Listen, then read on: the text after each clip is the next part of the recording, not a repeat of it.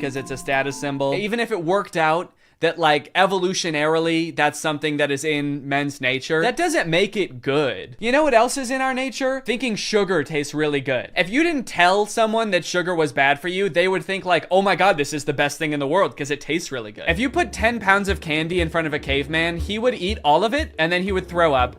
And then he would die, probably, because he's never eaten that much sugar before. But hey, I guess that's just kind of what he was hardwired to do. So if you want to be a good cave wife, you gotta go out there and you gotta get your man as much candy as you can find. You want to go to the store and buy him one of those lollipops that's as big as his head that he always wanted when he was a kid, but his mom would never let him have. And that's the only way to keep men happy, all right? These alpha male type guys are always trying to sound like scientific. Like this is the science-backed way to attract a mate. And this is the evolutionary way that relationships are supposed to be. But I feel like if they were being honest, they would recognize that there's a difference between what humans like naturally are inclined to do and what is healthy and what is sustainable. You know what else increases your status? Murder. Can't be anyone higher up on the hierarchy if they're all dead, right? It's weird. I don't see any of them advocating that, but it's the same primal instinct that they're talking about, so why don't they? To prove what a sick and cool lifestyle this guy has, here is a video that he posted on Christmas while apparently alone in a hotel room.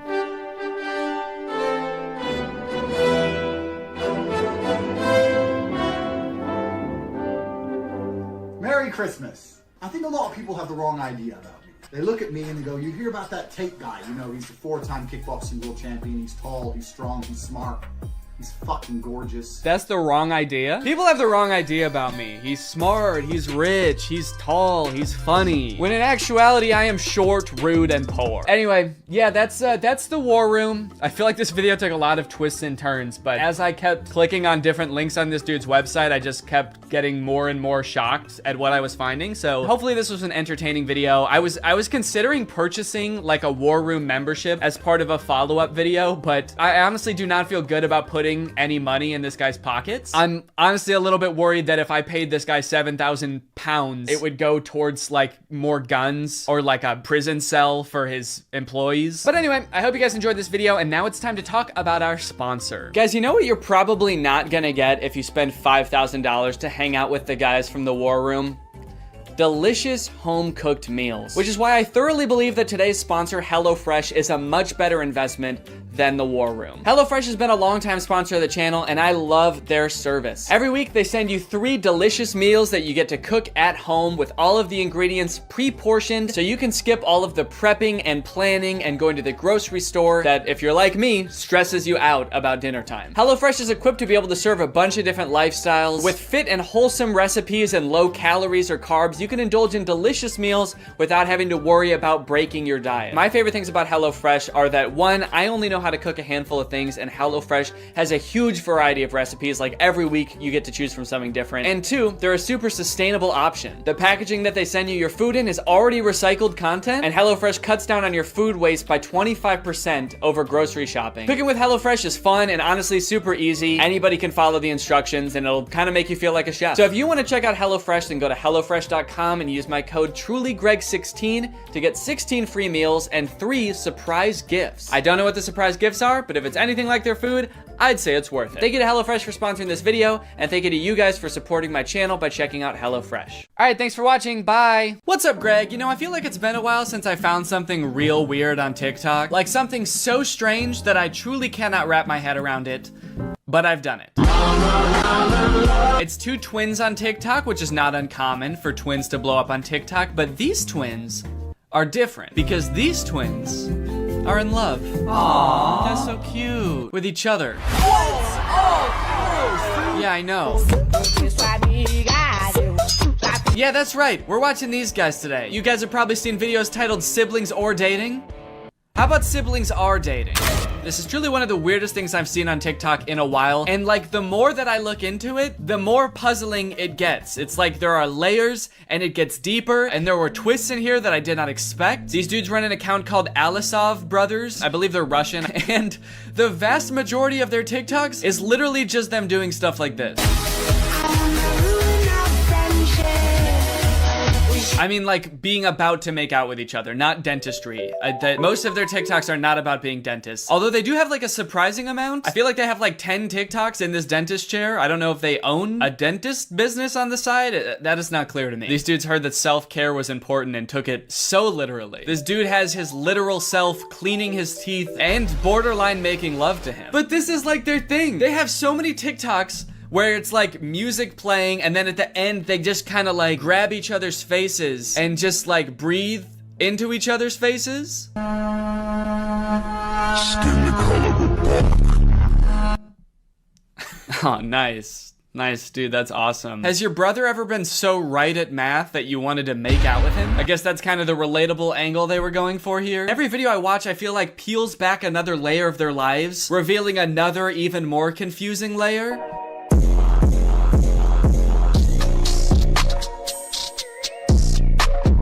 Totally indifferent to getting married, to literally the biggest day of your life, just so nonchalant. He became very nonchalant on his wedding day. And then at the end they hug? Seems like this is like the one time in most people's lives it's like the most acceptable to kiss in public would be on your wedding day. Or like suck each other's souls out or whatever they do in all their other videos. The old Machine Gun Kelly. But why are they so indifferent to their wedding? I know it's a fake wedding, but like, come on, dude. Act a little bit enthusiastic. You're getting married. To your brother. Actually, maybe it is kind of baller. Maybe it is kind of cool. It's the ultimate baller move to do literally the most insane shit ever, like marry your twin brother and not give a fuck about it at all. Just another day getting married to my twin brother. Nothing weird going on here. Just gonna give him a hug. We're getting married in front of a castle. This is our castle, by the way. We are Russian royalty, as a matter of fact. Is this like a wedding venue or is this their castle? Are these guys Russian royalty? I've heard that royal families can be pretty inbred, so honestly, I would believe it. I think that marrying your twin brother is literally keeping your genes as pure as humanly possible. If they could have a baby, it would just be them again. Uh-oh. What? People. Oh no, people. Oh no, people are gonna see us almost kiss. No! Okay, thank you. I appreciate the modesty. I'm right here. Thank you for once looking at the camera and realizing what you're doing is insanely weird. Thank you. Yeah, I don't know. This TikTok to me seems a little bit hard to swallow. I'm gonna call BS on the entire premise of this TikTok. As if these dudes are bashful or modest in the slightest. These dudes have a TikTok account with 2 million followers that is centered around these two brothers who want to have sex with each other all the time. I don't think that if they were gonna kiss and they saw someone watching, they would stop. They'd probably be like, oh yeah, come here. Oh shit, someone's watching us. Hell yeah, dude, let's traumatize this guy.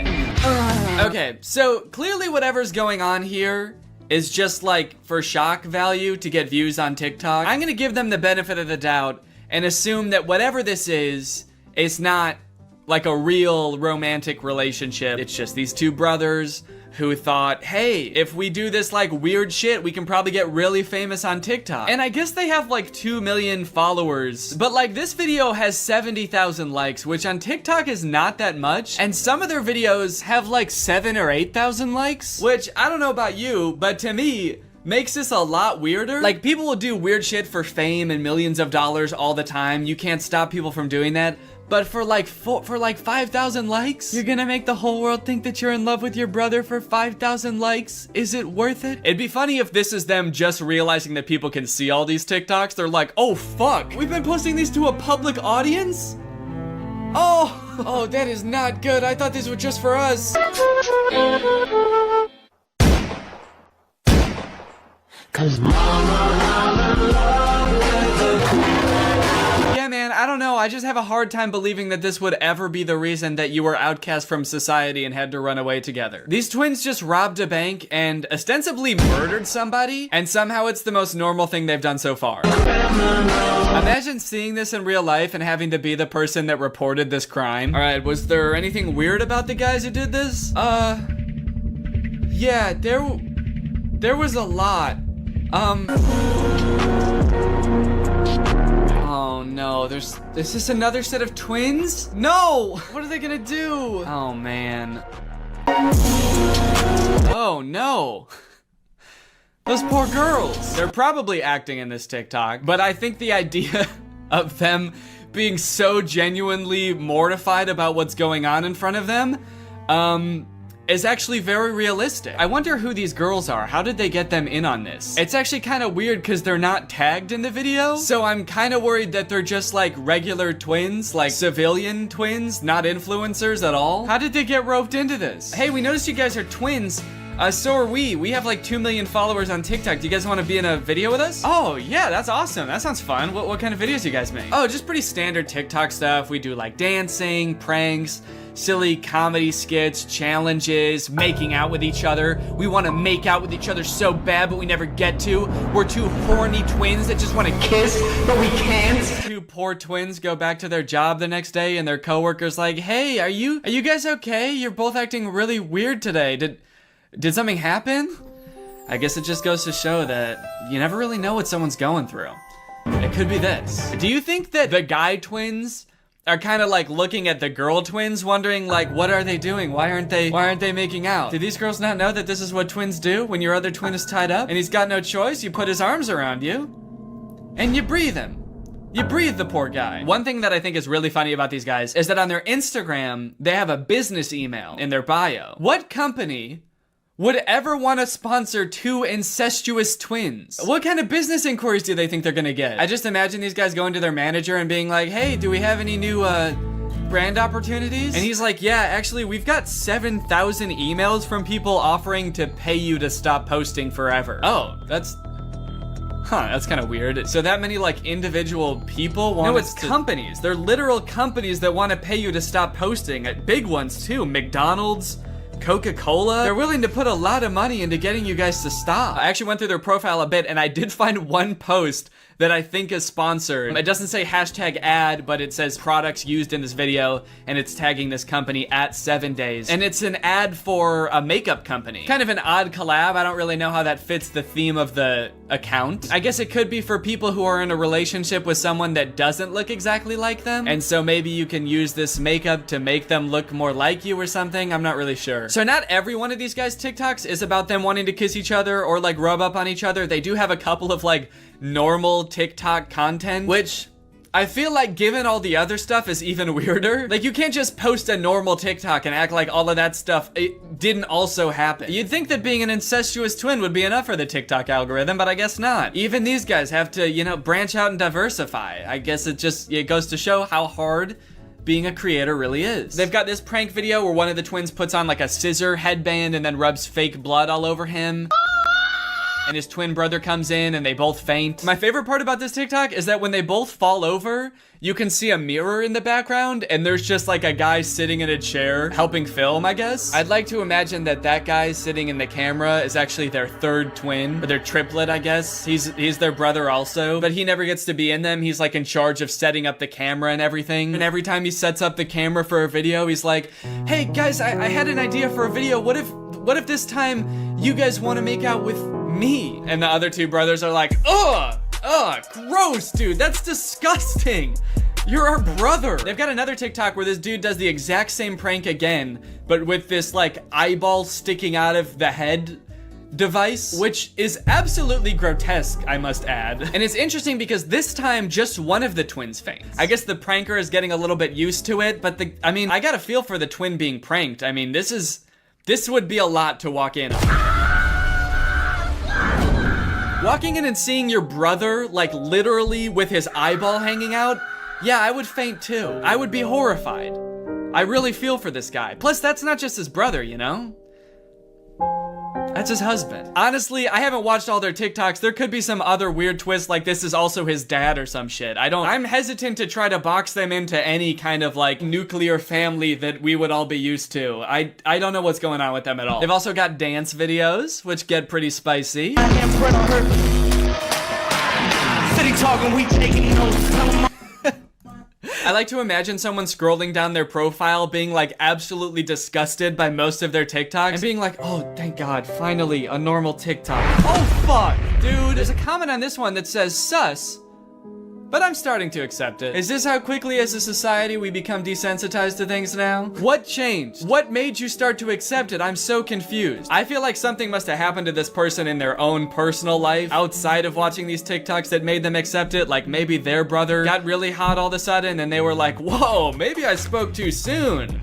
These TikToks are kind of on point. Okay, wait, hold on. So now this is confusing. I've started to see comments that are really throwing a wrench in my understanding of this situation. This comment says, are you guys dating or brothers? And this person responded saying, actually at first they were saying, but did not know they were related until the DNA test showed up. Oh, they meant dating. Actually, at first they were dating, but did not know they were related until the DNA test showed up. So this person is saying somehow these two guys fell in love without knowing that they were twin brothers. These guys are like, whoa, that's crazy. I mean, we knew we looked exactly alike and we were both coincidentally adopted from the same orphanage, but how was I supposed to know I'm related to the guy? Okay, now I'm seeing comments that are saying that they might not actually be brothers. My guess is they aren't really brothers. They look alike, but they had cosmetic surgery to look more similar and they're just acting like brothers. Okay, I'm sorry, that seems so unfeasible to me. Spending thousands of dollars to look like somebody else, to get 70,000 likes on TikTok and have everyone think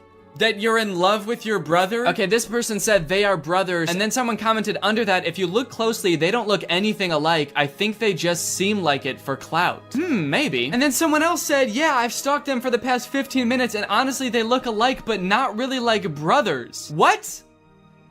Are these guys not twins? Hold on, no. I've spent the past like 3 days watching these guys' videos. Are they not twins?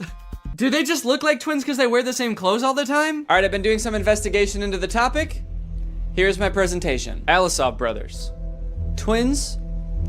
Or just guys? Are these two genetically identical humans? Are these just two guys having fun, having a good time? In this investigation, I wanted to take a closer look at the two guys to see if they really look as similar as I thought they did. One of the tricky things about doing this is they never like have both of their faces right next to each other for comparison, like both looking dead on into the camera, both at the same distance. Kind of suspicious, no? Really makes you wonder. No. All right, let's start with the similarities. The similarities I think are pretty obvious. Take a look at this. In some pictures, their faces are virtually indistinguishable. Look at the noses. This is the same nose. The shape of the nostril, the curvature, that little swoop that makes it look like just like a ski slope. That if you were a little skier, you'd probably just ski right off, whoop, and then land in the twin brothers' mouth because they'd sort of be right next to each other like that. They've got the same eye color. Look at the ears too. I mean, that's like having the same nose and the same ears.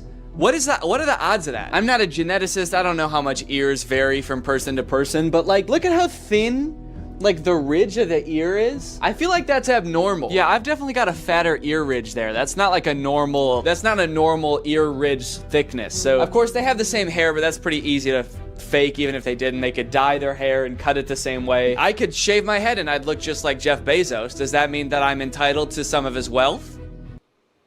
Now let's talk differences. Do the boys have different facial structures? I hope you can tell, but I've noticed in a few of their TikToks, one of them seems like he's got a lot slimmer face. It's very defined right here. This guy's face is a lot more smooth and a lot more round. In some of their videos, I've noticed that their eyebrows look different. This is a makeup one and it's before they put on makeup. Their eyebrows look more different than when they are wearing makeup. This one's eyebrows are kind of a little more curvy. They go whoop. These ones, a little more straight.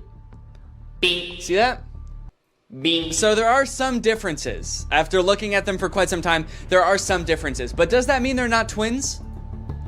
Zach and Cody, Dylan and Cole Sprouse, these are genetic twins as far as we know. As far as today's top scientists know, these boys are definitely twins. And even when they were younger, I mean, you could tell them apart for sure. Like, they had differences. And now they're all grown up, and I'd say they look even less alike.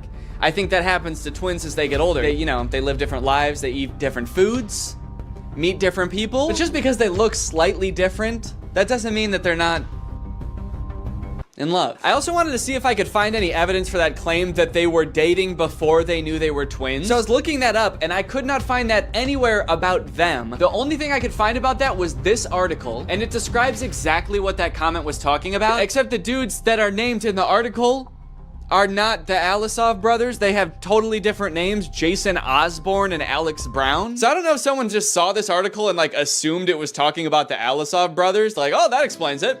Okay, case closed. This is an article from the UK, not from Russia. Different names, but it's probably talking about them. I did also email the brothers at their business email. I figure they probably don't get a lot of emails, so I thought I might get a response. Just asking them if they're twins. I said, please, are you guys really twins? I have to know. And I sent it. And as of right now, I have not heard back. So after that deep and thorough investigation, my opinion, they're twins. They are, I do think that they're twins. Sure, they have small differences in their facial features, but like they look exactly the same. They're twins. But that is not a good thing. That's not a good thing. I'm not happy that I think that. But as I said, you know, that's just my opinion. What do you guys think? Are they twins? Are they really in love? Let me know. This video has been sponsored by ExpressVPN. Yes! Guys, there's lots of fun things to do on the internet. Playing games with your friends, sending emails to your friends, video chatting with your friends. But you know what's not fun? The fact that ISPs can see everything that you're doing when you're online, and they can even legally sell it to other companies. That is one reason to use ExpressVPN. ExpressVPN basically sends all of your data through a secure tunnel so that your internet service provider and online advertisers can't track what you're doing and sell it to people. I use ExpressVPN all the time. I've got it on my laptop and my desktop and my phone. But not only does ExpressVPN keep you safe when you're doing some of your favorite activities online, it also unlocks new activities, like more things to watch. For example, Donald Glover's masterpiece of a show, Atlanta, is not available on Netflix in the US, but it is available on Netflix in Brazil. So if you want to watch Atlanta on Netflix, you could do two things. You could move to Brazil, or you could just install ExpressVPN, change your server location to Brazil,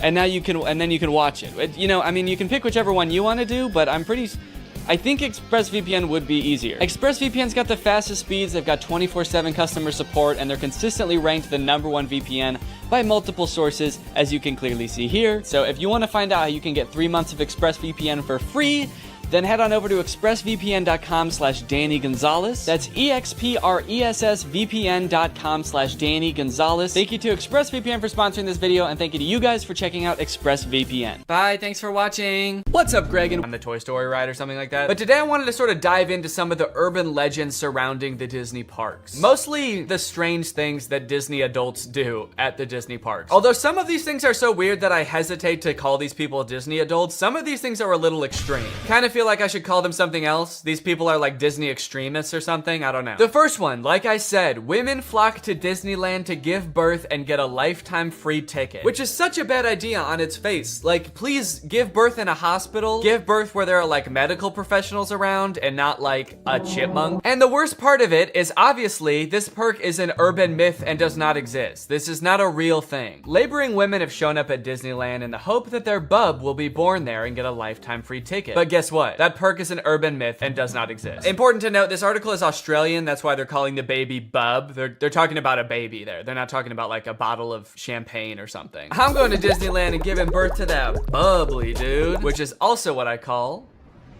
having a fart. I just gave birth to a bubbly. As a veteran of the pregnancy game, I know for sure that the journey to motherhood, okay, that's a weird way to say I've given birth before, or just that I am a mom. As a veteran to the pregnancy game. So you have kids, right? Me? Yep, yeah, that's right. I've done 3 tours of pregnancy. I've seen shit you cannot imagine. The pain, the screaming. Yeah, I've heard childbirth can be pretty tough. The innocent lives lost. Oh.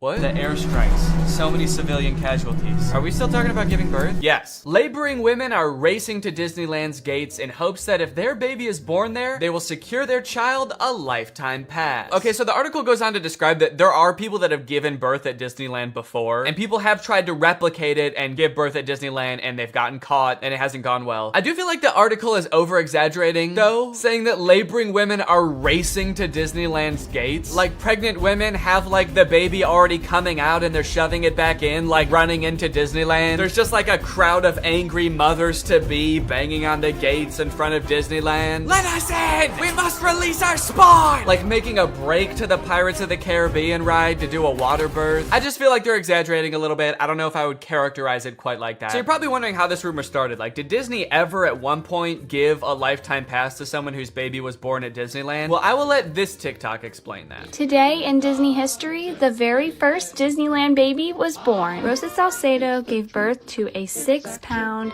10-ounce baby girl on a bench on Main Street, USA, right outside of the Plaza Inn. Can you imagine visiting Disneyland as a family of 2 and coming out as a family of 3? Yeah, I can actually. But not because I'm gonna give birth. I'm gonna kidnap Donald Duck. You're my child now, Donald. The perfect happy family of 3. Husband, wife, and my uncle Donald Duck, who I've been holding at gunpoint for the past 16 years. There have been 4 babies born at Disneyland, and all of them have been girls. But only one has their own Disneyland birth certificate. So that might not have sounded significant, but that's actually how the rumor started. The first baby that was born there, Teresa, got a birth certificate that was just like a Disney birth certificate that says like, this is the first baby to ever be born at Disneyland. And I guess like word got out that this baby got some kind of special certificate, and then people just started assuming like, oh, that's a lifetime pass. That baby got a lifetime pass. And from that moment on, has just been a rumor that if you give birth at Disneyland, your baby gets a lifetime free pass. So honestly, if you're like that big of a Disney fan and you do this, you don't even get a lifetime pass. You still have to pay to go to Disneyland. It's just your baby that gets in for free. And I kind of feel like babies get in for free to Disneyland anyway. Is that true? Children under the age of 3 get in free to all 4 theme parks and 2 water parks at Disney World. There you go. You want your kid to get in free to Disneyland? A better conspiracy would be just pretend they're 3 years old for their entire life. That shit could actually work. The article goes on to talk about a time where someone has tried to sneak in to give birth at Disneyland, and they hid in the bathroom while going into labor until I guess employees had to like assure her that her baby would not be getting a lifetime pass, and then she was like, oh, okay, fine, then I'll just go to the hospital. Once they assured her that she would not be receiving a lifetime passport, she came out and accepted the ambulance ride to Western Medical Center, where her baby was born shortly thereafter. I don't know about you guys, but it kind of sounds like she failed the test. If you know anything about Disneyland, you know how well the cast members there, all of the employees, all the staff, all the people in costumes are trained to like respond to every circumstance. It sounds like you just entered the giving birth at Disneyland experience, and honestly, you didn't make it to the end where you get the prize. It also says that this discussion board, The Laughing Place, has some hilarious forum chats about this topic. So I guess other people have been like sharing stories about this happening on this forum, but when I clicked on it, it turns out that it doesn't exist anymore, which kind of sucks because I wanted to find out more times that this has happened, but honestly, it is probably for the best. Kind of sounds like they were talking about some pretty sick shit in there. You think you're gonna go to a Disney forum and see people talking about like, my favorite movie's Coco, but instead you see people talking about like, I'm gonna give birth inside of Pluto's house. I'm gonna go to Disneyland and get fucked by Goofy, and then Goofy's gonna be the father of my child, and I'm gonna give birth on It's a Small World. And I'm gonna make Elmer Fudd cut the umbilical cord. Is Elmer Fudd a Disney character? I actually don't think he is. But he's gonna be there anyway. And then me and my freak mutant, half goofy, half human child will both get lifetime passes. Free pass for life for my little freak. Passes or not, being born in Disneyland is a pretty cool claim. Yeah, I mean, I guess so. The way this is written, it kind of makes it sound like, so you might not get a free pass, but I don't know, it's worth a shot. You might want to do it anyway, just for shits. I've actually found a little bit of discussion about this on TikTok as well. Quick question, what's stopping me from giving birth in Disney World? Like in the Magic Kingdom, on a ride, in the Epcot ball? I think this TikTok in particular is a joke, but the comments under this TikTok are actually very interesting. I went into labor at Disney. They were not cool about it. And people like responded asking her to elaborate, and she goes on to detail her experience going into labor at Disney. And from her experience, it kind of sounds like the second anybody starts going into labor at Disney now because of this conspiracy, the entire staff immediately flips and like makes it their top priority to get you out of the park and like to a hospital to give birth. And I guess that sometimes they can be so rushed trying to get you out of the park that it comes off as rude, but obviously they're just like concerned for your health. They also don't want this rumor escalating of like people giving birth getting a free pass. And also it's just like people in sweaty mascot costumes trying to not deliver a baby because that's not their job. So sometimes I guess it comes off as rude. But the funny thing is, from this woman's entire explanation, it sounds like she didn't even know that this urban legend was a thing. So in her head, I guess she just like broke some unspoken rule at Disneyland that she had no idea about and made the entire staff of the happiest place on earth turn on her in an instant, which is so funny to me. Hello there, what can I get for you? Yeah, can I just get a medium root beer, please? Oh, great. Oh, great, another guy here to put his balls in the root beer. What? Hey everybody! This guy right here's about to pull out his big fat balls in front of everyone, in front of a bunch of children, and put his balls in a glass of root beer. Why would I do that? Don't play dumb. I'm not playing dumb. I am dumb in this situation. You've clearly heard that if you put your stupid fat balls— why do you keep calling them fat— in the root beer at Disneyland, you get to spend the night with Minnie Mouse. Oh, what the fuck? No, I just wanted some root beer. Is that true? No! It's an urban legend! But no matter how many times we tell people it's not true, we still get perverts like you coming to Disneyland, ordering root beer just so they can put their stupid— don't call them fat— fat balls in it! Oh, come on, man, don't cry. I already am. Why do you still sell root beer if this keeps happening? Because if you shit in the root beer, you actually do get a free fast pass for Space Mountain. Okay, I don't want to put my balls in root beer, and I definitely don't want to shit in the root beer, okay? I legitimately just want to drink some root beer. Oh. Sorry, my bad, man. I didn't know. Okay, well, that's literally what I asked for, so here you go. Ah, what the fuck is that? It's Walt Disney's head. You said the secret code, so here's his head. No, root beer. What? I wanted root beer. I wanted to drink root beer. So no head? No. Overall, pretty disappointing that anyone actually believed this in the first place. In what world would Disney want to foster an environment where mothers are coming into their park, their theme park, to try to give birth? Especially if they're not like billing it back to the person that gave birth and being like, okay, here's your hospital bill, and because it's Disney, it was $1 million.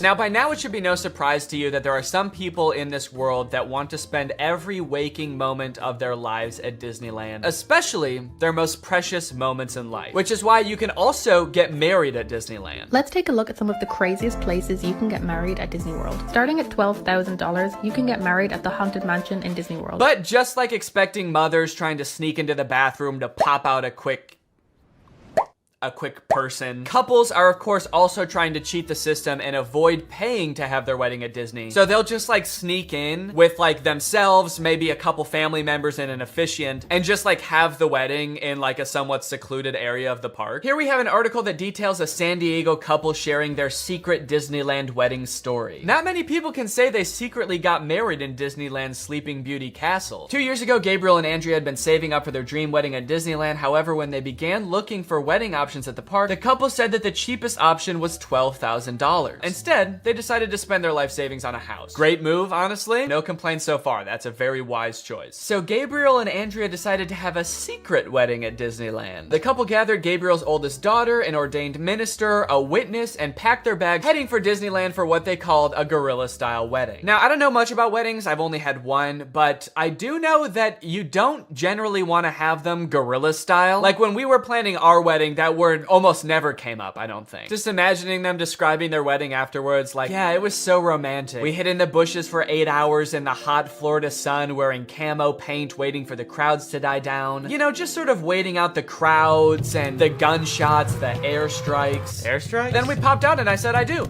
Happiest day of my life. Here's my favorite picture of the big day. Now buckle up, because this next urban legend is about to get nasty. Quite literally, this is disgusting. Like I said, the most devoted Disney fans would probably spend forever at Disney if they could, but maybe they can. For years and years, the Haunted Mansion has been the home to an endless supply of Disney myths and legends. But the attraction's most prevalent and persistent rumor is that guests regularly spread the remains of their friends and family inside the ride. This can't be true though, right? It is 100% true. Yes, that is right, and I don't want to bash anybody's final wishes. I know that that's a very personal thing, but spreading human remains in a public place that people are like walking around and touching? Please don't do that. Or you know what, I should say, you know, because I feel bad for people who are just trying to honor their dead relatives' wishes or whatever. If you're alive still and you're watching this video and that's gonna be in your will, please take it out. Don't make people do that on your behalf. Honestly, I am a little relieved that people are sticking to like spreading ashes at least, because there are a lot of different ways to dispose of a body. It was actually my grandpa's greatest wish to be laid to rest at Disney. Oh, that's sweet. You're gonna scatter his ashes around at the park? Not exactly. The Haunted Mansion probably has so much human ashes in it, it's not even funny, said one Disneyland custodian. Blah! That is the nastiest thing. Oh my god. Don't do that. Do not do that. Please. People scatter their loved ones' ashes in the Disney parks monthly. Can you imagine just like being on a ride and the person next to you is dumping out ashes? Disney employees are literally aware of this too. They have to follow special protocols every time this happens. The custodians are used to identifying and vacuuming up these ashes. I don't know why I was surprised to hear they vacuum them up. Of course they do. It's a literal human corpse, basically. Of course they get rid of it. The people who are like requesting this happen to their bodies must know this, right? They must know that some custodian that does not willingly work in like a morgue or something is going to have to take care of that. This sounds awful for everyone. If you're the custodian, you have to vacuum it up, but if you're the person that just lost someone you care about, you have to know that they're just gonna vacuum it up. They might even make you watch. They have you come identify all the places that you scattered the remains, and then they just like make eye contact with you while they're vacuuming it up. This is going in the garbage now. We're gonna throw this in the garbage now. Say bye-bye. So when you're laying them to rest in the happiest place on earth, you're actually condemning them to forever in the suckiest place in the world. Yes, that is a very funny joke. And people will put them anywhere too. Like flower beds, bushes, the lawn at Magic Kingdom, outside the park gates. Outside the park gates? They'll put this shit anywhere too, you know, outside the park gates, on the highway on the way home, the McDonald's across the street, Universal Studios, shit anywhere. It doesn't really matter. I feel so bad for the employees that have to deal with this, honestly. That would be so scary. Honestly, even as a patron, you know, I honestly like going to Disneyland every once in a while. I think it's pretty fun. But next time I go, I am going to be terrified that I'm like touching human remains at all times. Especially now knowing that they put them everywhere. I'm gonna be eating a turkey leg and wondering like, is this actually some guy's leg? They're most frequently dispersed around the Haunted Mansion, which is kind of perfect if you ask me. Okay, this girl's actually a little bit too into it. But now this whole ashes thing, which is not really an urban legend, is actually true, has actually spawned urban legends out of it, as you can see here. Have you heard of the legend of the crying boy at the Haunted Mansion in Disneyland? The story goes a mother spread her son's ashes without permission from Disneyland, and you can see him crying as you're exiting the ride. Spooky. I wonder why he's crying. Maybe because his ashes are in a vacuum. Maybe because he was a little boy and his mom spread his ashes in the scariest ride at Disneyland. The mom was like, yeah, my son used to love this ride. Every time we would get on it, he would be screaming and crying and shaking because he was so happy and excited. So I decided this is the perfect place for him to spend the rest of eternity. In a rundown castle of pure terror. It's what my darling little boy would have wanted. All in all, it seems to me that Disney, this giant corporation that owns like every media property known to man, has their grubby little fingers wrapped around people a little bit too tightly. It's like you already have every movie and TV show. Do you really need people like begging to spend their entire lives at your theme park also? But even still, with people spreading their loved ones' ashes at Disney, people trying to give birth at Disney just to get free tickets, Disney is still trying their best to immerse you in their parks as much as possible to make you never want to leave. Recently, Disney opened up the Galactic Star Cruiser Hotel, which is a Star Wars hotel and experience. I think it's like a 2 or 3 day long experience where you are like in this hotel. There's like a story that you have to follow about shit going on around you. It seems very immersive, and to a pretty big Star Wars fan, honestly, it sounds pretty cool. But it is also $5,000, and instead of windows, your room has a screen that just shows a video of outer space playing. So, you know, just keep that in mind that you might go insane while you're in this place. With no concept of night or day, you just have to adhere to the Star Wars pre-approved activities. There's like stormtroopers patrolling the halls at all times. It's kind of like they wanted to build a Star Wars hotel, but they built a prison instead. I read through some of the Google reviews for this hotel. It's only been open for a little bit, so there's not that much to go off of. And honestly, there are a lot of 5-star reviews of people who seemingly really enjoyed it. I did think that this review was really funny. This person gave it a 1 out of 5, and they said, thought the experience was fun, but not worth the price. There are too many missions to keep track of, and you are always missing something. It kind of seems like they got like too immersed in the story and like started to believe that they really needed to complete these missions. This sounds more like the review of a disgruntled employee that like works on a spaceship. There are too many fucking missions, man. There's too much shit to do. The hyperdrive is gonna fail, And I need to fix that, not to mention the First Order's breathing down my fucking neck, trying to get me to give away the location of my comrade. This place is fucking stressful. I think my favorite thing I've seen come out of this Star Wars hotel is this apparently now deleted ad for the experience that says strike unlikely alliances in your very own Star Wars story. Apparently when you come in, you can decide if you want to be like on the good side or the bad side. So this ad, holy shit, this place is metal, dude. This goes hard. It's crazy to me that you actually can choose to be on the side of like the evil intergalactic fascists, basically. You and your preteen daughter can don First Order uniforms and betray one of your favorite character's trusts, Chewbacca, giving away his location and leading the First Order directly to him, who will take him away to be tortured and then eventually executed. It might be a little too immersive. It might be. We're gonna start hearing people come back and you're gonna be like, how was your trip? You went to the Star Wars hotel, right? And they'll be like, the guilt over my actions will haunt me forever. But I did what I had to do. It was honestly fucking sick. I loved it. And honestly, like, if someone offered to bring me there for free, would I go? Yes, I probably would. Yeah, honestly, I would like to go 100%. I would like to go. And as if living in an intergalactic prison day-to-day life is curated by Disney. Oh gosh. I feel like we have so much chemistry together. Me too. This has been great. This date was a lot of fun. I really haven't connected with anyone like this in a long time. Fantastic. How likely would you be to recommend this experience to a friend? What? On a scale from 1 to 10, how would you rate my performance? Performance? I thought you were just like genuinely interested in me, like romantically. Oh, perfect. So a 10 then? I really opened up to you. And you opened up to me. That's all just part of the story living experience. It's Disney magic. So that whole story you told me about how sad you were that you had to release your pet into the wild because it had grown to be wild. That was the plot of The Fox and the Hound. What the fuck is wrong with you? Thank you for riding Disney's Love Connection. Please make sure you pick up all your belongings as you exit the ride. Are you an animatronic? Please do not try to fuck any of the animatronics. Are you all animatronic? Have a lovely day here at Am I the only person that lives here? Anyway, that's the end of the video. It's time to talk about our sponsor. What's up? It's me, a hacker, and I'm so excited to steal your data because you don't have today's sponsor, ExpressVPN. You see, sending data over an unencrypted network is a lot like sending a postcard. There's no envelope to cover up your info and protect your sacred message. So any old creep with a little bit of basic computer knowledge and a little bit of free time can come along and check out all of your private information. I'm talking passwords, financial details, hell, emails. I'm gonna look at all of it. I'm doing it right now. Hey guys, I was just kidding. It's just me, Danny. I wasn't kidding about most of it actually.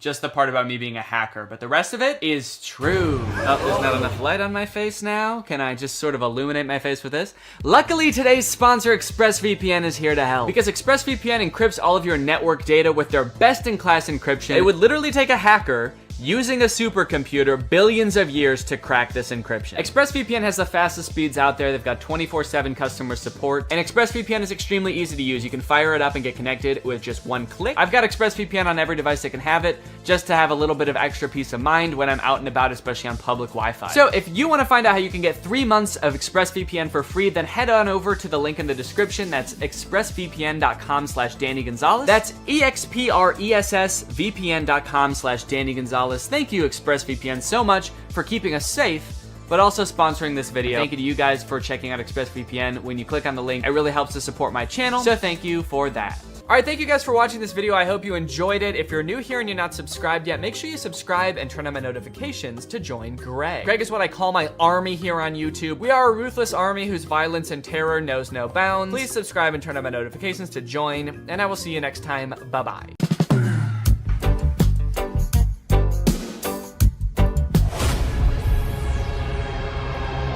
Drew?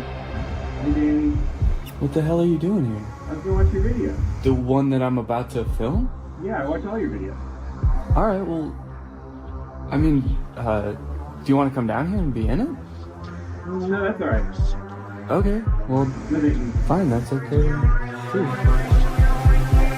Okay, I'll do it. What's up, Greg? Welcome back to my YouTube channel here on youtube.gov. I'm here today, as you can see, with a very special guest. Can't wait to see who the special guest is. I'm just kidding, guys.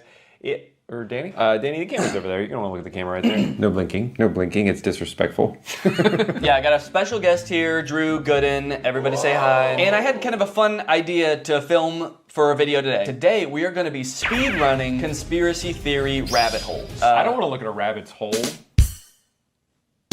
Can we start the video over? I don't want to look at a rabbit's hole. I want to look at a rabbit's dick.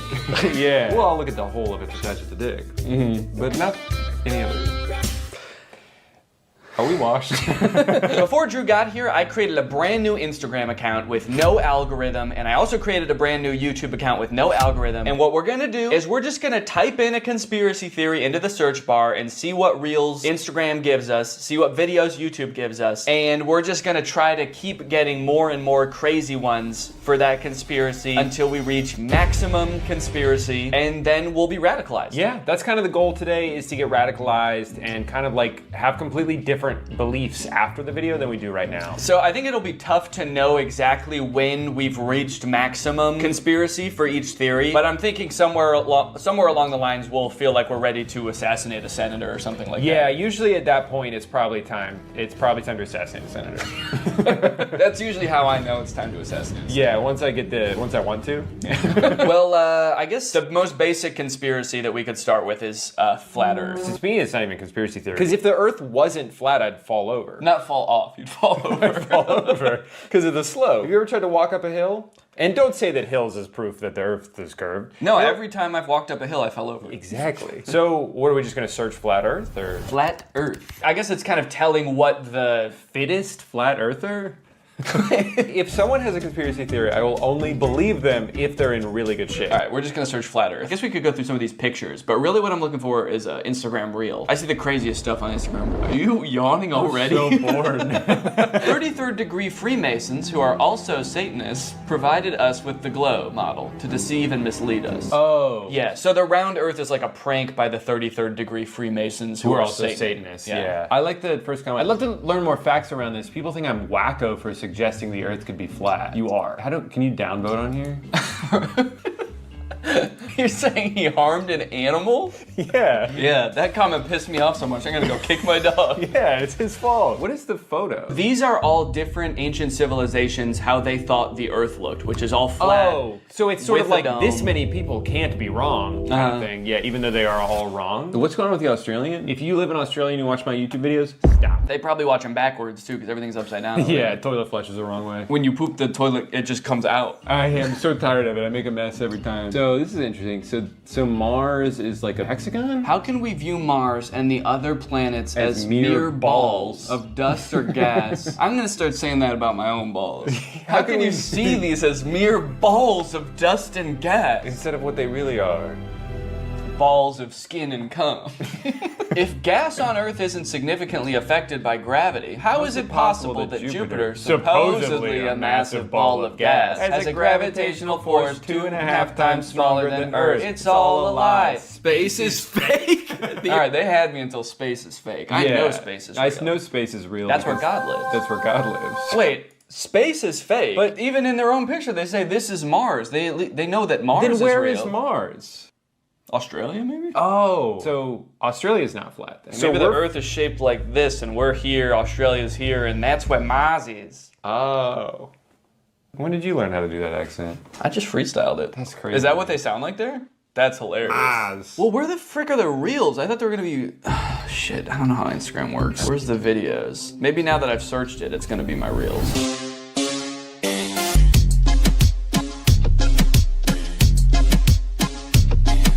Just a quick cut to that. Checkmate, round earthers. If the Earth was round, I'd be falling over. Let's go on YouTube. Yeah, maybe we should go on YouTube. Yeah, I think the problem is that everyone's just so normal on Instagram. There aren't any like weird freaks. So I think we probably need to switch to YouTube because there's a lot more weird freaks on there. We would know. We can speak. We can attest to that. We can attest to that because there's at least 2 weird freaks on there with YouTube channels. Our toes are interlocked right now. That's how weird we are. Because if we let go, I'll fall down. So we created this Instagram account or this YouTube account from scratch. The only thing that we've looked up on it so far is Drew looked up Justin Bieber slowed down 800 times. It's beautiful. And it's beautiful. And we also listened to Sneaker Night by Vanessa Hudgens. Yeah, that was also my idea. So the results might be a little bit skewed towards Vanessa Hudgens' Sneaker Night. That's not like part of the conspiracy. That's my own mistake. I messed up. But from here on out, we're not going to influence it anymore in any way at all. Okay, now I'll search flat Earth. Okay. That's how Vanessa Hudgens radicalizes people. So hold on. Yeah, okay, even the YouTube search is biased against flat Earth. It doesn't even, like, we're trying to view it objectively, but it's like, oh, flat Earther debunked. Yeah. Flat Earthers funny moments. Flat Earth Dave. It's like, let me find out who Dave is. All right, we're gonna search flat Earth. You know, do you ever do something and you think to yourself, like, I'm probably the first person to ever do this? Oh, yeah. I have to imagine we're the first people to ever search flat Earth from the Sneaker Night watch page. Like, inspired by this song. That reminds me. I need to do my own research. Oh, it's Phil from Amazing Race. All right, well, we gotta hear him out. We gotta hear him out. You'd think that with the beautiful photographs that we have of our round blue planet, it would convince any doubters. Oh, he doesn't believe in the flat Earth either? How did he get a job?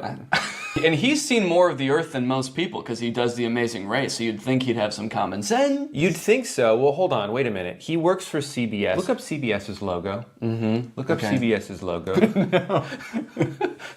This? Don't keep going and going. No. Stop. You're getting distracted. All right, look up CBS's logo. It's Big Brother.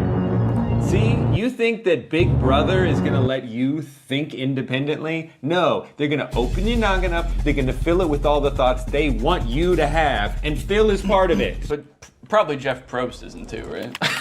Yeah, we're free thinkers. Basically, what we're gonna do is YouTube Shorts. Maybe we should be looking at more shorts. All right, if you two could shut up for a second, I have an important announcement. Today, I want to help you guys out with your budgeting a little bit. You can budget your car payments better, your travel, your groceries. Does that sound good? Well, then listen up, because we're going to talk about Rocket Money, the sponsor of today's video. Rocket Money is a personal finance app that lets you lower bills, cancel unwanted subscriptions, make custom budgets, and lower your savings all in one place. With Rocket Money, you can create a custom budget for any category in seconds. The app shows you where your money is going at all times and identifies your top spending categories and even gives you insights on how to better budget in the future. As someone who spends a lot of money eating out and not as much as I would like on travel, this is a great way for me to visualize like how much spending is happening in each category, where I can cut a little bit, where I can add a little bit. They'll also notify you when you have upcoming charges or when your balance is low. That way you can avoid overdrafts and late fees. And if that wasn't cool enough, Rocket Money can also help you lower your bills. Rocket Money automatically scans your bills to find savings. They can help negotiate bills for you, whether it be your internet service, your cable bills, and more. So you don't need to worry about those pesky customer service calls.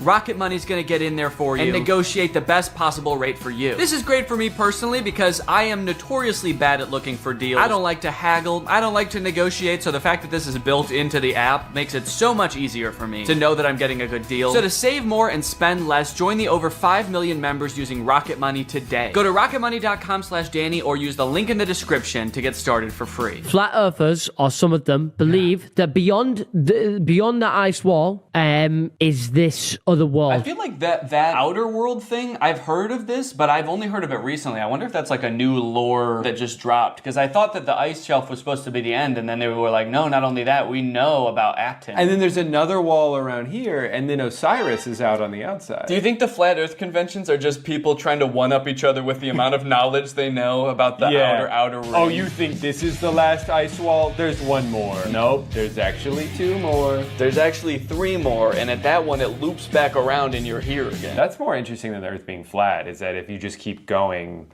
well, that actually is just with the Earth, is if you keep going along the Earth, you end up back where you started. So we kind of all believe the same thing. They just have more ice walls in their theory. Talking about how there was this one man that went to Antarctica on his expedition back in the day, and I can't remember his name. Flat Earth. Can't remember his name. Can't remember name. Sneaker Night extended cut. I can't remember his name. It's probably Vanessa Hudgens. Vanessa Hudgens, Sneaker Night. Proof of Sneaker Night. Internet famous Flat Earther has gone all the way to Antarctica to put his theory to the And he test. proved himself wrong. They always prove themselves wrong. I want someone to prove himself right. Just once, please. Just once. I mean, that's the thing though, is like the internet is so, it creates little bubbles for you. So if we did have an algorithm that was pro flat earth, it would be littered with flat earth videos and we would be like, this all confirms what I already believe. Where's that guy's mouth? Yeah, if the earth is round, where's that guy's mouth? Well, gravity's still technically a theory. We know that there's an up and a down. As far as Coriolis, I was in the military and I've shot weapons and... She's just threatening him. Yeah. So basically, you're going to believe what I believe because I have a lot of experience with guns and missiles. As far as Coriolis, I'm gonna fucking kill you. What kind of weapons, if you don't mind me asking? Like ICBMs? Well, I'm wearing a vest with a bomb on it right now. Okay. What will it take for you to detonate that? If you say one thing that makes me question my beliefs, I'm gonna kill all of us. Okay. And so how do you feel about sunsets? They think that there's like these enormous structures. It ignores something that everyone knows. There's this enormous water table that's underneath the pyramids. What's a water table? It just means that there's like water, like a well of water. I think because of the Nile. Like, you know how when you're at the beach, if you're not at the water, but you dig a hole, there's water under there because you're close to the water. So the pyramids, if you dig below it, eventually you get to water. And Right, so there yeah. couldn't possibly be like a big guy down there. Oh, right, because he would have drowned? Okay, next conspiracy, alien. What should we Google aliens wise? Aliens wise? Are aliens wise? Aliens wise? Yeah. Are like, octopuses alien A group creatures? of scientists that were speculating that octopi had come from somewhere else, and frozen eggs had actually come from somewhere else. And the reason behind this theory is that octopuses are freaking weird. It's like that. How could something like that exist on Earth? Because they look so fucking weird. They must have come from some octopus-shaped planet. And also, if the Earth is flat, how could there be? So hold on. Can you? I need silence. Were you gonna say, can you call me back? Can you call? I'll call you back later. I've heard theories like this before about like some life coming from other planets. There's a theory that like all life comes from another planet. Like an asteroid had life on it and came from some other planet after like it got hit by a meteor, and then that came here and that's how life started on Earth. And to me that just feels so lazy. They're like, how did life start on this planet? It came from a different one. And that's all we need to figure out. Right, but then because then it's like, well, how did it start on that planet? An asteroid. Oh, from a different planet? Yeah, that makes sense. Okay, well then follow-up question, how did it start on that original planet? Like, where did it come from? God drew what? God drew an asteroid that came from another planet. The octopus is still extremely similar biologically to us. You look at an octopus cell under a microscope and you wouldn't be able to tell the difference. Right. Yeah, but you know, when you can tell the difference, when you fucking look at an octopus and you look at a human. We're not so different, you and I. If I look at you like this, I can't see shit. You might as well be an octopus up against my face. Veteran describes strange alien encounter in Vietnam. I like that strange is in all caps. What if it just said, veteran describes pretty normal alien encounter in Vietnam? They should have done veteran in all caps, out of respect. And we should probably stand for this out of respect. Yeah, I think so. Whoa! Dude, it's not flat at all in here. There in the shrubbery, coming out of it, are little gray entities, about 4 foot tall. That's how I'm trying to be. Oh, you're just saluting? Till the day I die, I'll remember what the little entity said to me. And the way he said it, it was like, Clifford. He was like, I'll never forget what this little guy said to me and the way he said it. Yeah, he said, and then he blew up. He exploded. I think he was asking for help. I'm gonna explode. I'll never forget that. And the way he said it, it was like, Clifford, you are not supposed to be here. I mean, he's right, we weren't. You normally don't carry your weapon on full automatic. I put it on full automatic and I started to fire, and I yelled out, VC, VC.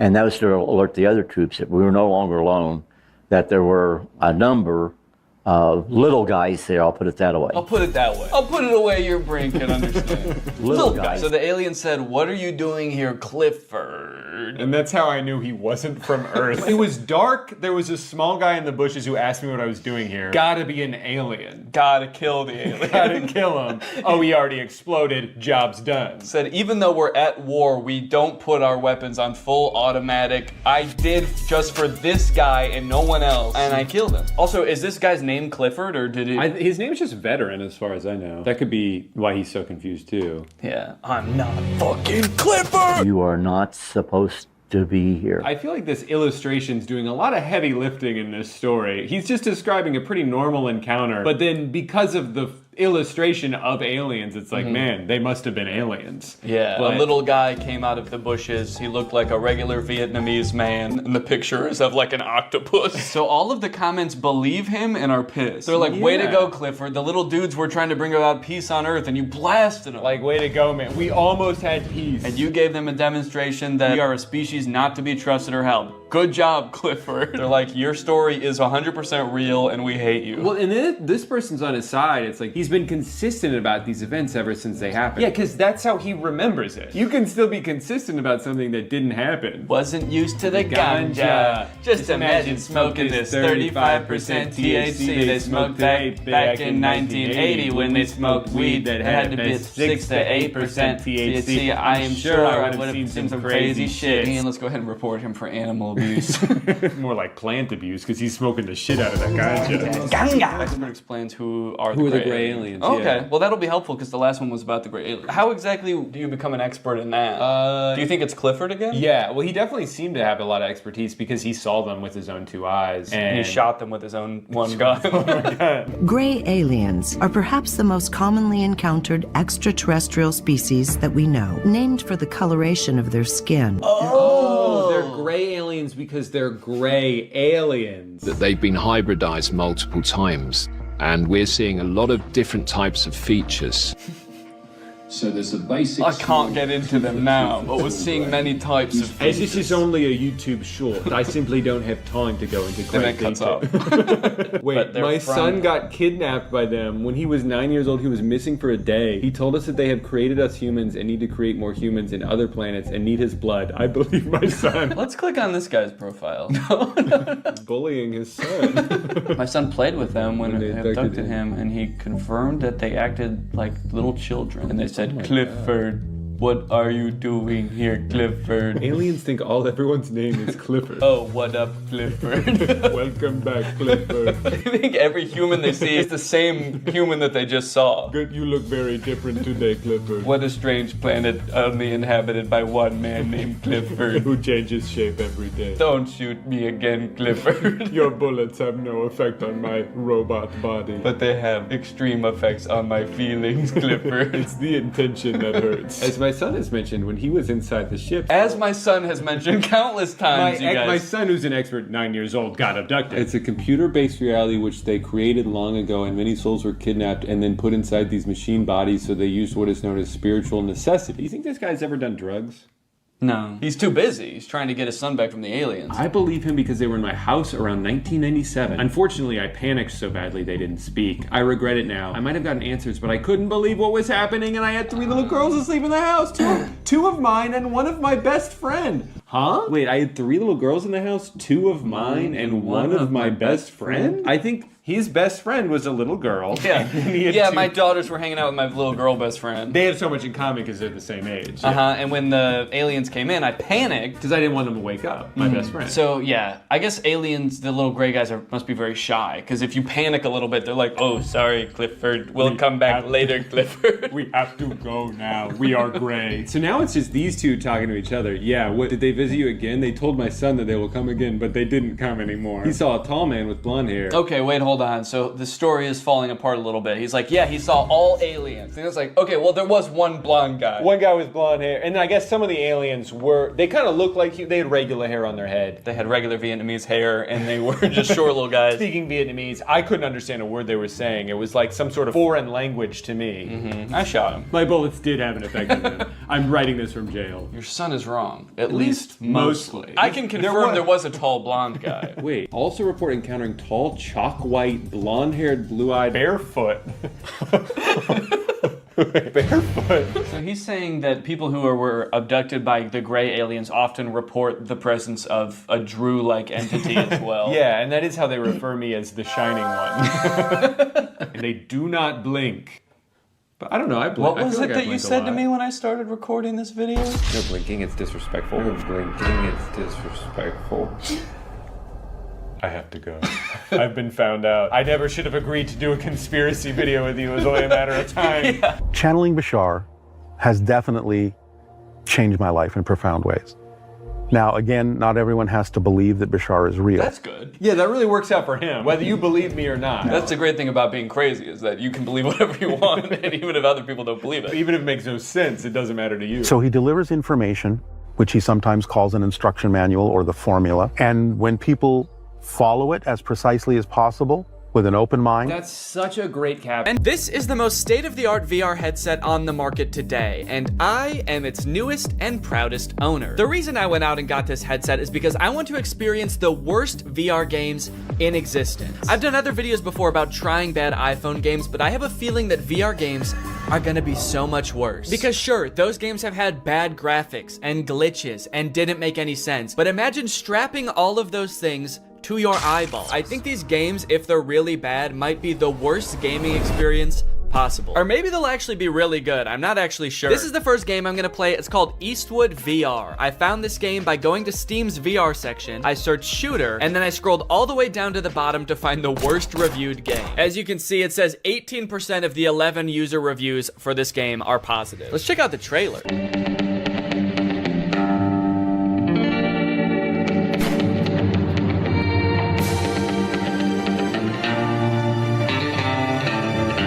Just shoot people and fight people all in like an old Western setting? That actually sounds kind of fun. Okay, you can shoot chickens. You can shoot a bunch of people at once. This game seems cool as heck. Wait, who is that? What is that guy? Are those... You need to defeat the worst guys on the whole Wild West to become the coolest cowboy ever. Every next bandit got harder reaction and shooting skill. Game has more than 10 different levels with different enemies. Okay, tell us how many levels though. More than 10 is super vague. Is it 11? Are there 11 different levels? Also, there are a few bonus levels. They have different levels and bonus levels. Also, there is multiplayer mode where you can compete with other players online. Dude, this game actually sounds sick. Why does this have such bad reviews? Bad game. It is not polished at all. Throw your pistol away and you cannot do anything else in the game, not even restart. Okay, note to self, do not throw pistol away, because I guess I will not be able to do anything in the game if I do. This person said, wish I knew how to get my money back, and then it says, product refunded. Guess he figured out how. And then this review says, I kind of like it for some reason. I have no clue why, but this game slaps. I wish I could remember why, but I just black out every time I play it, and when I come to, I just know that I had a good time. All right, I'm gonna buy it, and we're gonna figure out what exactly is going on with this game. It's only $4. Why not? Now, unfortunately, I've played a few VR games before, and my body is not exactly built for it. If I play in VR for too long, I get what I like to call VR fever, which is not the fun kind of fever. It's not like Bieber fever. It's the kind of fever where I get nauseous from motion sickness. So I'm gonna need to get nice and hydrated for this, and I'm gonna need that hydration to be nice and fun. Luckily, I have my Air Up bottle, which is exactly that, and they're also the sponsor of this video. How perfect is that? Air Up is a whole new way to get hydrated. While you're drinking regular plain tap water, you get to experience the flavor of a variety of delectable scent pods, which you place right here. Every time you take a sip, both water and scented air are transported up into your mouth, and thanks to the science of scent-based taste, you actually experience the flavor of peach, or whatever flavor you want. They have an endless array of flavors. If you ever want to drink just plain water, you can just push the scent pod down, and then you can pull your scent pod back up when you want water flavored only by scent. I like my Air Up bottle because it's not adding any sugar or sweeteners or additives to the water. It's literally just plain water, but you end up drinking more because of the flavor. So if you want to experience Air Up for yourself, click the link in the description and use my code Danny. Thanks to Air Up for sponsoring this video. Now let's game.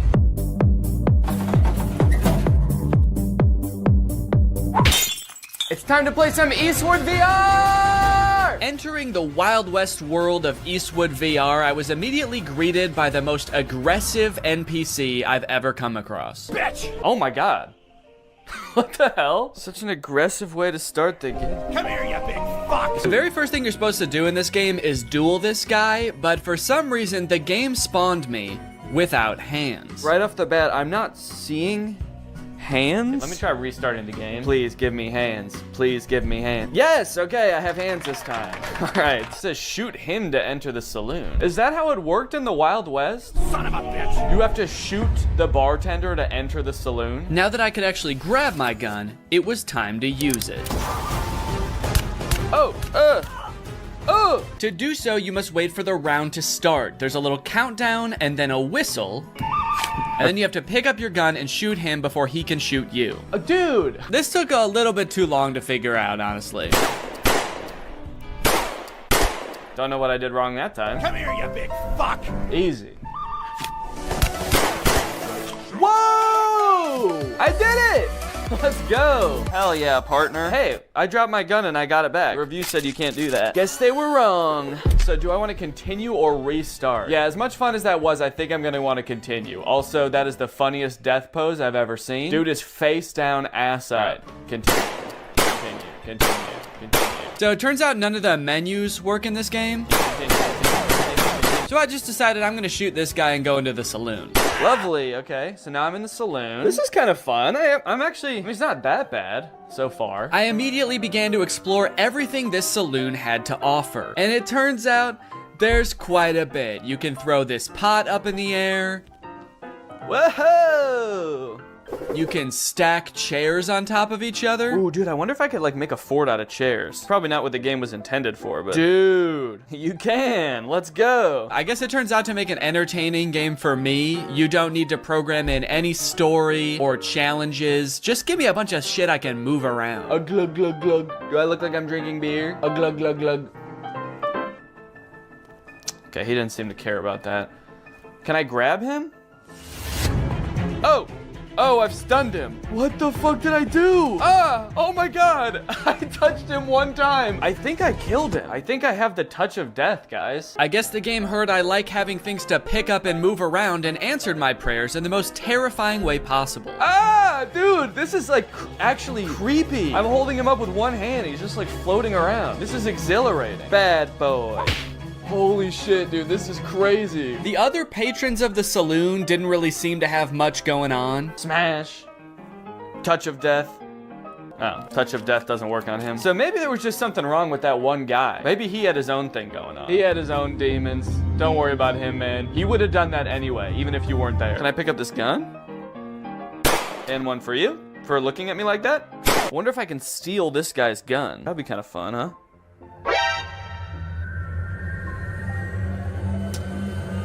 Okay, that's funny. On the wall of the saloon, there's a list of other bandits you can duel with. Oh, okay. And I guess that's how we start them. Son of a bitch. Oh my God. This guy was equally mean, but a little bit more whispery. Son of a bitch. And about 100,000 times harder to kill. Oh my, whoa! That was so fast. What? Dude, I can't even shoot one bullet in the time it takes for him to like shoot like 12 at me. On top of that, that zombie level that was advertised on Steam is nowhere to be found in this game. I'm kind of curious about the zombie one, but I'm actually not seeing that on here. I did, however, find the chicken game. Kill all chicks. Finally, after a stressful time in that saloon, it was time to blow off some steam. Nice done. Thank you. Your score is 1225. You are better than 0% other players. That kind of makes the nice done seem sarcastic. My favorite thing about this game is that the menus don't work. The only menu item that works in this game is this guy. And he's not even a menu item, he's just a guy. Oh, you're back? Dude, get out of here, man. Well, I thought I told you to get out of here. Hey, did you guys notice that you're all the same guy? I like that the music stopped when I said that. It's like, okay, the music has started back up again. I feel a little bit better, but that was creepy for a second there. It was like they all actually had a real human moment where they realized they were all the same guy in a video game. I still kind of think he knows. The way he's looking at me. It was right about now that I started to discover just how creepy and lonely this game starts to feel the longer you play it. It turns out the last toss I gave that NPC caused him to glitch halfway through the wall. Look at this guy. He used to just be like a jolly fellow drinking in a saloon, and now he's got this glazed over look in his eyes. His arm is like stuck through a wall at the atomic level, and I'm still gonna keep throwing him. As I chucked him further and further into the desert outside the saloon, I got a sense for how desolate this place was. Starving for any kind of human interaction at all, I decided to reach for the last duel on the board. And global show yourself. Try it out online. Are there even other people that play this game? Is there going to be anyone to play against? But the fate I met in that lobby was far worse than anything I encountered in the saloon. No suitable rooms at the moment. Okay, I'm gonna host a game, see if anyone comes along. Okay, so now I guess I'm just waiting for somebody else to find this game, buy this game, and show up right in front of me so I can shoot them. Oh no. Oh no, I can't shoot the guy to go back in the saloon. How do I get out of here? How do I go back in the saloon? I can't move anymore. I'm stuck in this place until somebody else comes to duel me? Why does it say hello world in the sky? Come on, man. Let me go back in the saloon. Let me go back in the saloon. Next on the list, we have Bad Boy Simulator.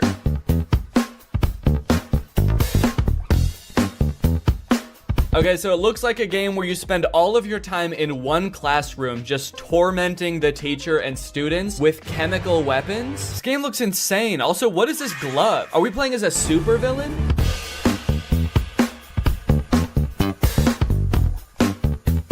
I love that these two characters cough in sync. It's kind of like they're dancing to the music of the game, too. They're like, all right, let's go.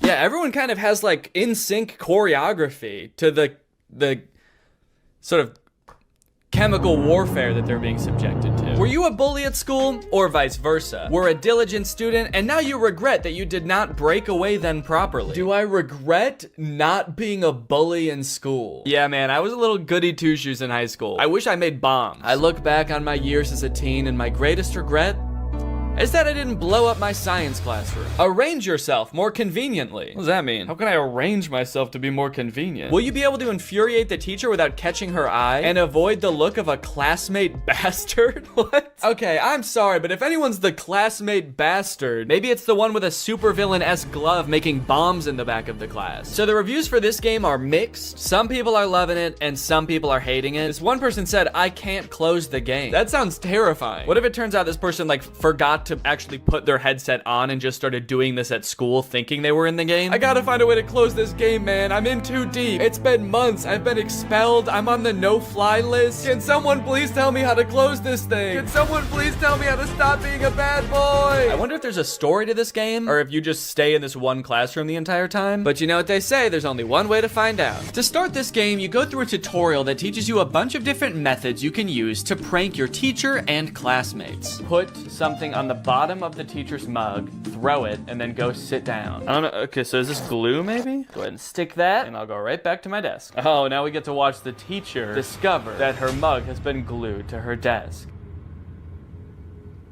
What is she doing? Why is she just standing there? Not really sure what happened there. My best guess is that I put too much glue on the mug and she could tell even from outside the door that she was about to be pranked. So she was sort of like angrily protesting from outside the room. 1, 2, 3, stick it. And then I go back and sit down. Oh, here we go, dude. Here she comes. Tiniest legs in the world. Oh, good God. Is the teacher a baby? These pranks rely heavily on distracting the teacher, that way you can cause your mischief without getting caught. You can throw a paper airplane to distract the teacher. Miss? Sometimes it doesn't work. That distracts her. I go and take the mug, and I go back and sit down. Fuck you. Oh. But I don't think any of the other distraction methods really matter because you can also freeze time. Bink. Put this on the mug, sit down, and... Yes! She is so pissed. Now that I was done with the tutorials, I could actually get into the real levels. And it looks like there are a lot, dude. 1, 2, 3, 4, 5 by 1, 2, 3, 4, 5, 6. There's 30 levels. A little bit of quick math for you. And I'm not even in math class right now. I'm in stand class. What does that mean? Wow, look at what all these kids drew in stand class. Level 1, begin. What? Excuse me, are you all right? At first I had absolutely no clue what I was supposed to be doing during this level. Oh, I was trying to throw the banana and I took a bite out of it. Whoa, how'd I do that? I like hollowed out the peel? Did I do that with my tongue? But don't worry, I soon found these super vague instructions that I decided to follow. Level 1, banana and that thing. I don't know what that thing is, but apparently putting a banana on it makes the teacher slip when she steps on it. Oh, shit. Wait, okay, I guess that was actually what I was supposed to do. So it seems like every level is just a list of items you need to pick up from around the classroom without getting caught by the teacher. Level 2, glue plus rock plus slingshot. Okay, it's really helpful that I can just freeze time in this game. That makes it so I don't even have to distract the teacher. And then you assemble them into some sort of strange contraption that doesn't really make any sense. Okay, I'm actually not sure what I'm supposed to be doing here, but I can't pick up the soap anymore for some reason. Like, what is this? I feel like I'm supposed to be shooting the soap? I can't make heads or tails of this. Everything's covered in glue. What do I do? I'm just gonna go get caught by the teacher because I don't know what I'm supposed to be doing. Teacher, I was a bad boy. Can you please put me in detention? Eventually I figured it out, kind of. I'm still not really sure what the soap had to do with any of this, but it's a glue slingshot. She can't figure out where it's coming from. I'm being so sneaky. This is so good. Dude, the teacher is furious. She's so mad she forgot how to hold a book. That's pretty much the whole game, honestly. It's very repetitive, and sometimes the things you have found just inexplicably disappear. Hey, where'd that stuff go? And there's only 2 different classes. There's math class and chemistry class. Technically a third if you count the door that just leads to a void. Oh. I have to say, man, this game did not make me feel like a bad boy. One really interesting thing about VR games is that I guess because it's so immersive, a lot of companies have created trainings for various jobs for their employees to experience in VR. The strange thing about it is that instead of being like on some private server somewhere, they're just for sale on Steam. So this one's called Truck Preparation for Driving VR Training. It is $200 and it promises to teach us how to proceed full preparation for driving of the truck with load. So they took the most fun part of being a truck driver, driving the truck, they took that out of the game. They said, no, in this game, you just prepare the truck for driving. So why does this game sound appealing to me? Why am I even the slightest bit interested in learning how to prep a truck for driving? I don't know, man. I guess I kind of just want to see if I'll learn something. Also, I kind of want to find out why this game is $200. So I'm gonna try it out. Ooh. This is beautiful. Oh, right from the start, it seemed I was gonna get my money's worth from this game, as it boasted nearly 3 hours of training time. Come to the table. To move, point the controller to the green circle and pull the trigger. Okay, let's go over here. Take your driver's license out of your breast pocket. I showed my ID to a very unimpressed desk worker. How come this guy doesn't look happy to see me at all? What's he doing over here? All right, what am I supposed to do? Take a tablet with the checklist from the table and the waybill. Take the tablet from the checklist, right, okay. Read the documents. Oh my god, it's gigantic. Why was it so small on the table? Are you seeing this, dude? It's crazy. One thing I'm starting to notice about VR is I do not like how dull and lifeless the characters are in these worlds. Look at the mechanic I meet in the garage. Look at this guy. The uncanny valley of it all just gives you this deep, unsettling feeling that you can't shake. Take the car key from the mechanic. Then go to the cabin. So I will say everything up until this point seemed like pretty self-explanatory. Like I didn't need a state-of-the-art simulator to figure out how to walk up to a man and for him to hand me keys. And the graphics of this game are not very good. For $200, this is the most expensive game I've played so far, and these graphics suck. Also, I swear every time I look at that guy, he's like not wearing his helmet for a split second. Many of the tasks around the truck are making sure things are working properly or in good condition. And I started to realize that none of it is. This truck is in horrible condition. I'm starting to think this whole place is all torn up. This looks like a little tear here. This looks rusted out as well. When do I get to prep a good truck? Eventually I realized I can kind of just speed run this whole checklist by assuming everything is in bad condition. Daytime running lights, no. Parking lights, no. Which was especially helpful because a lot of the things on this checklist were named incorrectly. You know what? This game is all wrong, man. I gotta say, this is actually pretty disappointing. Stop lamp? Safety belt?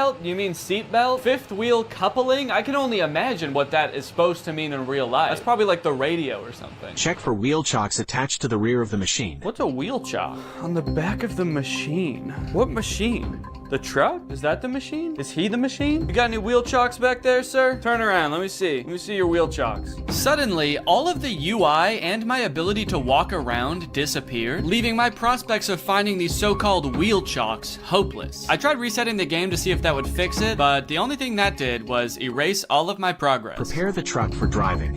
Come to the table. To move, point the controller to... Okay, this one actually looks like it might be a little bit more entertaining. This one is called Airline Flight Attendant Simulator. Being a flight attendant actually does sound kind of interesting, so I am kind of curious to see what that entails. And the graphics on this one look a little better too. Passenger evacuation. Wait, why did I think this game was gonna be mostly like bringing people soda and like walking around and just doing safety checks? Okay, no, this makes sense now that I think about it. This game is about what to do in case of an emergency if you're a flight attendant. So does the game start off with the plane immediately about to crash? Oh Oh my god. Well, honestly, I kind of don't want to spoil this game too much for myself. I kind of just want to play it. Okay, this game consists of 4 levels and they get increasingly intense as you go. The first one is safety equipment check. It's not anything too crazy. You just walk around the plane looking in various compartments to make sure all of the required safety equipment is there. We need 20 child belts, but look, there's only 15 child belts. Guess some children aren't going to be joining us today. We're gonna have to strap them to the bottom of the plane. The next level is where things started to heat up, literally. Oh, there's people on the plane now, dude. Hello, everyone. Welcome to my flight. Well, sir, welcome to my flight. I'm glad that everyone on this flight is an adult, not a single child on here. That's good because we are gonna be going down. You look familiar. Has anyone ever told you you look just like that guy? And has anyone furthermore told you that you look just like that guy? There's a series of steps you have to follow to a T in order to put out the fire correctly. And if you do any of them wrong or you don't do them quick enough, you fail. Ooh, whoa, cool. All right, I'm wearing the smoke. Oh. All right, that time I wasn't even goofing around. I was being dead serious that time. That's okay. We need to learn how to do this first, I guess, and then once I know how to do it, I'm gonna be able to speed through this lickety-split. And speed through it lickety-split I did. Once I had the instructions down, I was opening the door, I was extinguishing the fire, I was pouring water on it. What? Oh! Okay, yeah, I did fail that time. I forgot a few steps. The source of the fire hasn't been inspected, but I did eventually get it. How did I do? The source of the... What? Kind of. It's been inspected. Oh, it says mission passed anyway. Okay. Well, I'm pretty happy with that. I mean, who really needs to inspect the source of the fire at the end of the day? The passengers can do that. Okay, aircraft depressurization. This one I could not figure out, man. You're just standing around when suddenly the airplane depressurizes. You have to put on a mask. Ah! Okay. Okay, that's on. And then you have to go make sure that the pilots are okay. Hey guys, everybody stay calm. But they don't answer the phone in the cockpit. I know, not good. So the game instructs you to go in there and help them. If there's no response, get into the cockpit by entering the code 12345 red. Okay, 1, 2, 3, 4, 5. Red? Enter? What's red? 1, 2, 3, 4, 5. Enter. Mission failed. Time is over. The aircraft is not descending. What was I supposed to do? So I don't know if this is just a bug with the game or something, but that code does not work. It does not get you into the cockpit. I replayed this level over and over. I did it so many times it was like Groundhog Day to me. Watch, guys. The aircraft is gonna depressurize. We're all gonna be screwed. Check this out. Ready? 3, 2, 1. Yep. See, I knew it. Yeah, you guys are all scared and screaming, but I knew the whole time. Enter. Enter. Enter. Enter. Let me enter, please. Please let me enter. I have to save the pilots. They need my help in there. Why does it look like I'm like caressing the door handle also? Okay, this one sounds like it's gonna be the most intense one of them all. Emergency landing and evacuation. And it was intense, dude. The first few instructions are just things you're supposed to scream at the passengers as the plane goes down. Brace, brace, heads down, stay down. Brace, brace. Release your seatbelt. Stay in your seat. Life vest under your seat. Put it on. I kind of immediately forgot what the chants were the second the level started. Brace, brace. Keep your head down, stay down. I guess I was just so nervous because the plane was about to crash, but I think they got the gist. Oh, okay, that's impact. Very scary. Very scary indeed. Passenger evacuation. Okay, here we go. Next step. Release your seatbelt, stay in your seat. Life vest under your seat. Put it on! Oh, they are, okay. They all already have it on. Okay, so next. Now it was time to get everybody safely off the plane and into the ocean. Whoa, dude, this is crazy. Hey, guys, that's not, no, don't do that. I don't think you're supposed to do that, are you? Isn't everyone supposed to get on this thing? Where are you going? We're in the ocean. Oh, shit. Oh, no. Okay, it's attached. I was like, I was just gonna float away and then, oh, hello. Got these 2 clones lined up, ready to go. Okay, right here. Oh, okay, there they all go. Wow, seems like they all really know how to do this. Has this happened to you guys before? Check the entire cabin for any passengers left inside. There better not be anybody still on this. Oh my God, dude, get up, get up. Inflate the life vest, get up, go. What am I supposed to say? Excuse me. I gotta admit, it was pretty fulfilling to help all of these scared passengers off of the plane in a calm manner, and oh fuck, I have to get in the cockpit again. I hope the pilots are alive. Literally everybody else lived, so it would be kind of a bummer if they didn't make it. 1, 2, 3, 4, 5, enter. Oh, it worked this time. All right. Hey guys, I don't know if you noticed, but the plane did crash, so just wanted to let you know. There you go. Oh, okay. All right. You're good? And you as well? Are you good? Oh, okay. Perfect. No, don't get your hands off the steering wheel. We're not in the air anymore. We crashed. Get your hands off the steering, please. Now that I'd rescued everybody else on the plane, it was time to rescue myself. A jump, a jump. Mission failed. This last one I kind of have a complicated reason for picking, but I think it's interesting. This game is, I think, one of the most popular VR games you can play right now. It's called Gorilla Tag. I'd never heard of it before researching this video, but it seems very popular. Here we find a most curious creature, moving on two paws, able to traverse great distances. So it seems like a multiplayer VR experience where you play as a gorilla who inexplicably does not have legs. I don't know if they all just escaped from some kind of laboratory where they were being experimented on or something, but none of the gorillas have legs. And also, instead of like using the joystick to walk around, you like swing your arms like an actual gorilla walking around, which seems super annoying, honestly. But this game has very positive reviews. 93% of the reviews for this game are positive, but I read through some of them and it gave me a little bit of pause. Positive review. This is the reason I do not want to have kids. Positive review. Kids call you racist stuff, but you will get used to it. Positive review. Dislocated my finger in real life. I think what I'm getting at here is that the game itself is well designed and fun to play, but because it's a multiplayer game, the other people on the app, being mostly children, make the game a terrible experience. At least I think that's the case, but I want to check it out for myself. Is this actually a good game, or do the clientele ruin it? You start out in a cave learning to walk as a gorilla for the first time. This walking mechanic is very annoying and would only continue to get more annoying as the game went on. Also, I'm not sure why the game is third person in this recording. When I was playing, I was in first person as the gorilla. So this is what a gorilla's hands look like. But as you emerge from the cave, you are greeted by hundreds of children. Oh. Never give up. Whoa, suddenly I can hear people. Hey, hi, I'm new here. I don't know how this game works. Can anybody help me? Yeah, I will. Jump down. These children were immediately so eager to teach me how to play. They also turned me into lava. I'm still not sure what that means. Wait, what did you do to me? They swarmed me like a pack of feral wolves and immediately started asking me questions and showing me how to do things. This is kind of overwhelming. Do you already know how to run? Do you already know how to run? So you gotta run like diagonal to the ground like this. They wanted to show me how to run, how to throw balloons. They wanted to feed me hot dogs. Thank you. So hospitable, thank you. So overall, most of them were pretty nice. There was this one gorilla who kept asking me to change his color code in a very intimidating way. Did you take off my color code? What? Did you take off my color code? I don't know. I don't know what that means. This guy was weird. He also made me do a bunch of tests to make sure I was really new and I wasn't just faking it. Press this right here. Ooh, hats. Press right here. Put on. Press right here. Put on. Okay, you're actually new. Oh, you thought I was razzing you? You thought I was messing with you? I wouldn't joke about that kind of thing. Do you want to know how a real man does it? Yeah, show us how a real man does it. Bro, a real man do it like this. Whoa!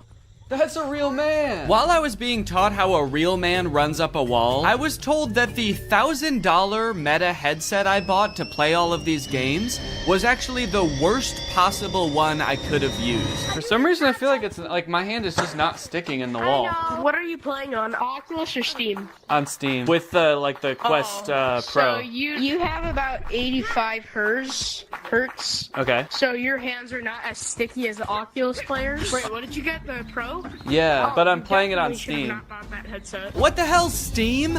And Mark? My gaming setup is too good for Gorilla Tag? How fucked up is that? Once the gorilla children had cooled down a bit and started to go back to doing their own thing, I asked my friend here if there was anything else to do in this game. Are there like mini games in this game, or like what is there to do? He decided he should take me under their wings / monkey arms and teach me their favorite game. Let's teach them how to play Monkey on the Shelf. Okay, let's go. Now jump on the computer.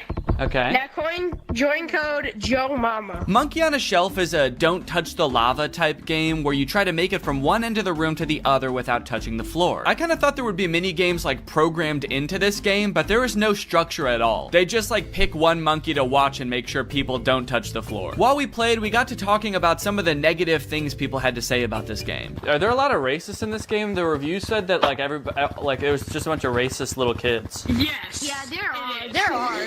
Did they get banned? These report. Sometimes. Before I knew it, it was time for me to log off. All right, guys, I gotta go. But can I just say? Nice knowing you. Can I just say thank you guys for taking me under your wing and teaching me how to play this game. I couldn't have done it without you. Thank you guys. You're welcome. You guys are the coolest monkeys I've ever met. Yep. All right, bye. Well, Greg, there you have it. The world of VR is a magical and mysterious place that I am proud to have explored here with you today. If you have any other games you want me to check out, let me know. If you're not subscribed yet, make sure you subscribe and turn on my notifications to join Greg. Otherwise, go ahead and check out another video right here, and I'll see you guys in the next one. Bye-bye. Life as a new dad is pretty good. Rocking my baby to sleep, watching him crawl for the first time, and there's so much to look forward to. Like finding out what kind of TikTok dad I'm gonna become. There's so many types of dads on TikTok. You got Frog Dad. I could be like Addison Rae's dad, begging Young Gravy to box him. One thing's for sure, whatever kind of dad I become, I'm excited to do it on TikTok. Wait, what is this? TikTok is getting banned? Guys, TikTok might get deleted in the US forever in a few months, so I either need to move countries or fulfill my dream of becoming a TikTok dad now. Luckily, over the years, I've gathered a pretty choice list of dad talks, and today I'm going to watch them, and then I'm going to become them by recreating them. So let's take another look at that Addison Rae's dad TikTok. Can I get a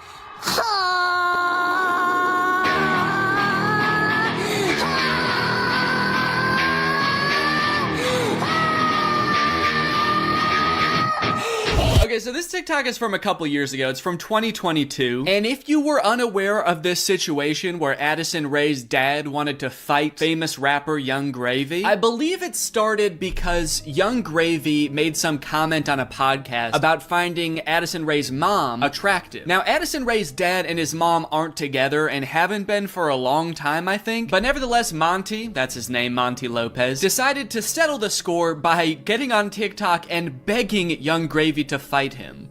Can we meet now? Like today, it's August 9th, 2022. I'm ready and I bet you're not. Only a boxing match. Do you have what it takes? Please, I'm begging you, Young Gravy, fight me, please. I'll let you win. I don't care. You can bring a gun. Just don't kiss her. Also, because of the UMG thing that happened recently where they removed all their music from TikTok, this TikTok is completely silent. I'm guessing it had more of a badass vibe to it when it actually had music, but now it's just kind of sad. But to be fair to Monty, that TikTok was like 2 years ago. The beef has since been resolved, I think, or Monty just realized that Young Gravy was never going to respond to him, so he stopped trying. But let's see what Monty's up to now. What's going on, everybody? Happy holidays. We got some real funny videos that I'm about to show you. Let me know in the comments below which one you think is the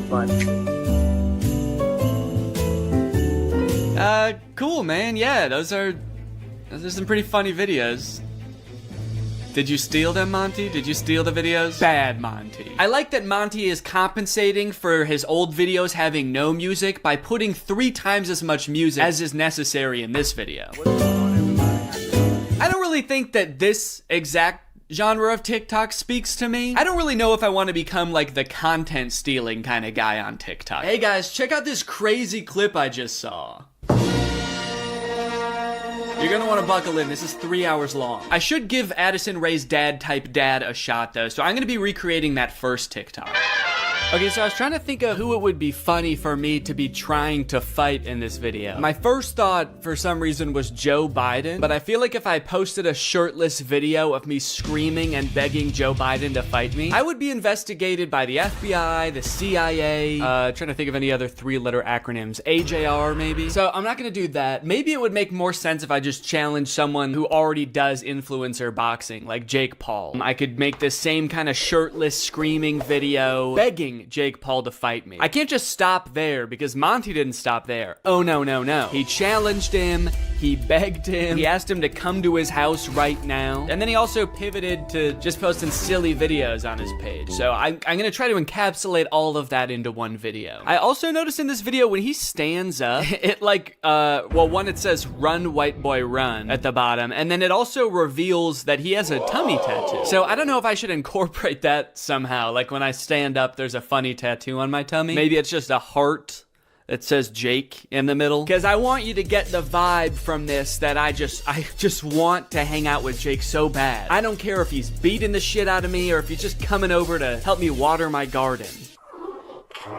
It's actually kind of hard to write this upside down, but hopefully I'm doing this correctly. Can you even see it in the camera? Can you see the Jake?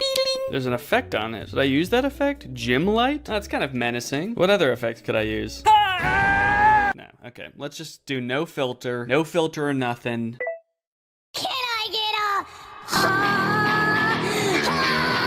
I didn't like filming that at all. Actually, I hate that. I'm gonna put my shirt back on. Yeah, sorry, I hated that. I'm gonna keep my shirt on, actually. I thought I was gonna do it with my shirt off, man, but I can't do it. I just can't see myself convulsing shirtless like that. I don't even think I want it on the internet, to be honest. I don't want it. Nobody should see that. So it's gone now. I'm just gonna have to live with Jake tattooed on my tummy, and that's just gonna be a secret between me and you guys. Nobody's gonna know that happened. Okay, let's try again. Shirt mode activated. It's hard to press the start button the way I have my phone propped up. The keyboard's kind of in the way here. There we go. Okay, shit. God damn it.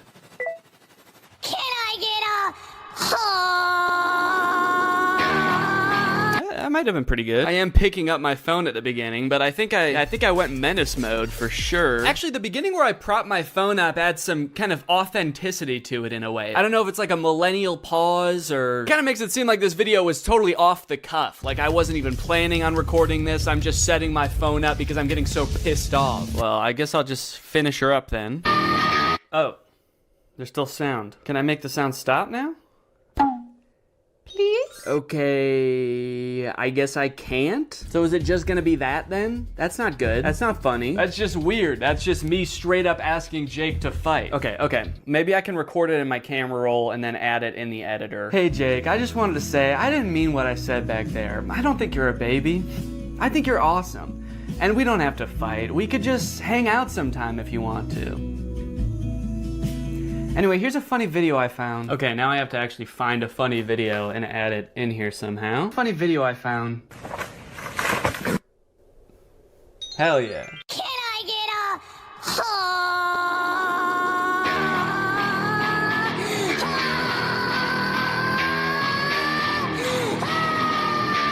Hey Jake, I just wanted to say, I didn't mean what I said back there. I don't think you're a baby. I think you're awesome. And we don't have to fight. We could just hang out sometime if you want to. Anyway, here's a funny video I found. Yeah, I think it's perfect. And I think it's ready to post, and I'm not worried at all about what people will think when I post this. So I think after I create all the TikToks, we can take a look at some of the responses to them. Okay, next TikTok. My daughter being in a toxic relationship. Hashtag POV, a pack sticks up for each other. One of my favorite things about this TikTok is how many people show up. I thought it was just gonna be the dad at first, but then more and more characters keep coming in. It kind of makes the dad seem a little less badass. Like, no wonder the boyfriend's scared. He is severely outnumbered. I also love how the uncle comes into frame by touching the brother's shoulder, but it's obviously just his own hand touching his own shoulder. You know you're in for trouble when you feel your uncle tap your shoulder. You know how uncles do? Now, the weird thing about this one is that I actually don't know if this guy has kids. I actually don't think he does, but I do still think that there's something we can take away from this video. The whole concept of a pack sticking together. Oh, are they wolves? Oh, I think they're werewolves, and that's why it says a pack sticks up for each other. And that's why all their eyes turn blue, this horrifying shade of blue, and the dad has on a wolf necklace. So they must be wolves. They've got wolf eyes. Wolves have blue eyes, right? Oh, wait. They don't. Wolves have brown eyes, it looks like. I must be thinking of huskies. Oh yeah, huskies have blue eyes. Are they huskies? Leave her alone, buddy. Unless you want to get strapped to a sled and pulled very fast over a great distance. If this happened in real life, do you think that the boyfriend would even hear the dad? He's screaming and the dad is whispering. He has a few other TikToks where he plays the role of a dad navigating a kind of tricky situation with his daughter. I guess this genre is just fantasizing about having like a teenage child and something awkward or scary happening with that child. And also you have to look really badass and you do have to be part dog. Got it, can do. Before I film this one, I actually have a much more important POV I need to film first. POV, that moment when you're sponsored by Opera. Opera makes other browsers look like that evil boy in that last TikTok. All alone and useless. Meanwhile, Opera looks like the family because Opera has so many useful features built in that it's so much more than just a browser. You've got Aria, Opera's native browser AI, which lets you get clear answers instantly. Highlight any term on the web and ask Aria to explain it. The great thing is Aria is connected to the web and can provide real-time information, unlike a lot of other AI models. Tab islands are huge for helping me stay organized while I'm working on a video. If I have several TikToks open, a couple of Google Docs, email, I can collapse them into context-based groups automatically. I don't know what accent this is supposed to be. One thing I didn't even realize I needed until I got Opera was a built-in ad blocker. It makes articles look so much more clean, which actually makes my videos look better, because when I screen record an article, there's not distracting ads all over the place. And it's super easy to turn on with just one click. If you're working on multiple projects at once, you can create entirely separate workspaces that you can switch between easily using customizable buttons on the sidebar. I don't like having a ton of browser windows open at the same time. It's super distracting and hard to sort through. So in my opinion, this is a much better solution. So if you want to check out Opera, then use my link below to download Opera today. Thanks to Opera for sponsoring this video, and thank you to you guys for checking out Opera. Now let's film this TikTok. Okay, so I've been thinking a lot about how I could make this TikTok kind of my own, you know? Take everything I like about the toxic daughter boyfriend TikTok and amplify it. So first thing we're gonna do is the amount of family that shows up. I liked how much it was in the first video. We're gonna double it. We're just gonna have a ton of people show up. We're gonna have the dad, of course, the brother, an uncle. Uncle's here! A second cousin, a third niece, maybe. Also, I think instead of like a toxic boyfriend, the daughter's just gonna be getting mugged. I think that would elevate the stakes a little bit higher. And then, you know, in the original TikTok, they didn't even turn into werewolves. Their eyes just turned blue, which, granted, that would be very scary if that happened to you, but I feel like they were trying to get at something there, but they didn't quite get there. So, in my TikTok, they're gonna actually turn into animals because there's filters on the TikTok that can turn you into animals. So that's what I'm gonna do. And I'm gonna do it now. So I think what would be even cooler than turning into a wolf is if I turn into a horse. And I know that there's horse filters on TikTok. I have one saved here, where if you open your mouth, you turn into a horse. So I'm gonna use this. Okay, beautiful, beautiful. I look gorgeous. And then everyone just starts turning into horses, dude. The daughter turns into a horse. Uncle's gotta turn into a horse. And last but not least, the mugger has to apologize, of course. Let's go, baby. Now all I have to do is edit this, and it's gonna be ready to go. Now this dad is a whole different type of dad. His name is Brian B. Toe. I thought Toe might be his last name, but the way it's spelled out in his profile actually makes it seem like Bateau is his last name. I thought B was just his middle initial till I saw this just now. Say what you want about Brian, but he do be Toe. And I think there's a lot we can learn from Brian's TikTok. Stuck in a generation where loyalty is just a tattoo and being fake is a lifestyle. Where the real ones at? Man, Brian's so cool. I thought he was a teenager for a second because of how cool he's dressed. Hey guys, I'm just skateboarding with my backpack to school. I mean work. I hope my teacher is cool today. Oh, I mean boss. Sorry, I'm just a kid at heart. Also, I just got in a really bad skateboarding accident and hit my head real bad. Can you drive me to the hospital? I don't like this angle. Why is he so much higher up than us? Are we a child in this video? Are we his child? Son, where are the real ones? What have you done with the real one, son? I'm not even sure how the caption and the video are related. They seem like totally separate things. I'm so sick of my generation. So I've decided to join yours. I'm a teenager now. In fact, I'm so young that my kids are my...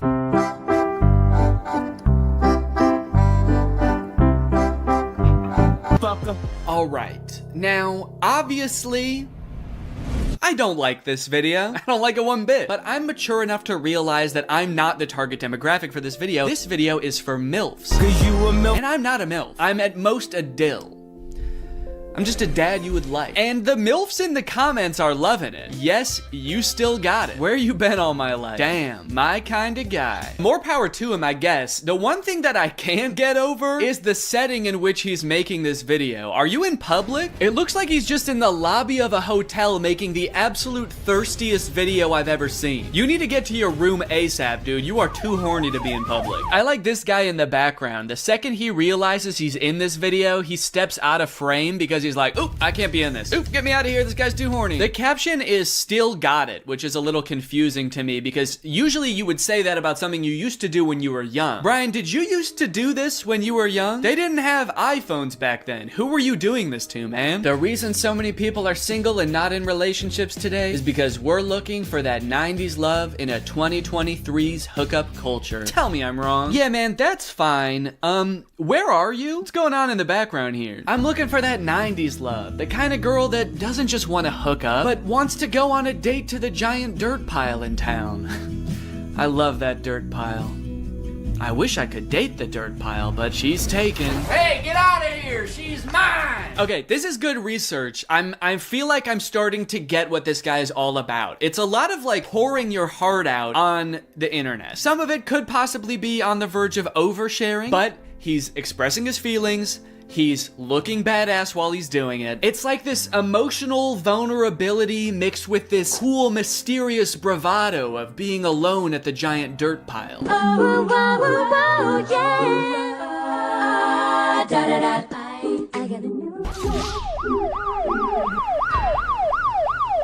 Okay, no, that's cool, man. Look, I obviously think that, you know, that's kind of a scary joke to make, but again, this video isn't for me. Oh, uh-oh. Oh God, Brian, the MILFs aren't liking it either. This guy is not funny. My first reaction, ew. Brian, you're scaring the MILFs, man. So I'm unaware of any gigantic piles of dirt near where I live. If there are any, I guess I'm just not cool enough to know where they are. So I'm here at the woods. Figured that would be an equally strange location to film this TikTok. So we've got strange location, the woods. We're going to have sort of a nostalgic / oversharing caption, which I'm still not sure what that's gonna be yet, but I can just figure that out while I'm editing it. I don't have to do that now. It doesn't have to have anything to do with the video, which is good. And then I also have to appeal to the youth. I have to try to make myself seem like a kid, which usually I'm not very good at, but I went to Walmart and I went to the kids section and I found some stuff that I think is gonna do the trick. Brian had a skateboard in his video, and so I bought a scooter. They didn't have any skateboards. I don't know if this is maybe a little bit too young for the demographic I'm trying to reach, but the box said ages 2 to 5. So I'm just gonna sort of pretend to be shredding it up out here at the beginning of the TikTok. By the way, I am like 75% sure that there's poison ivy under my feet right now that I'm very much trying to avoid. And I think I have, but my legs just feel itchy even just being near it. This was actually a horrible idea. Anyway, the hat. It says Fortnite on it. Can you see that? It says Fortnite on it. I found it at Walmart in the little boys section and I thought, oh my gosh, this is perfect. This is gonna appeal to all the kids. So I've got my scooter, I've got my Fortnite, and I'm ready to have some fun. Let's film a TikTok. Okay, I think I'll just pretend to be ripping it up over here and then I walk towards the camera, all cool. I for sure stepped in the poison ivy that time. Very cool. Why does this hat make me look like a pilgrim? It's like such a flat brim hat that it's gone past looking cool and gone towards looking like a full-on pilgrim hat. I am a Fortnite pilgrim.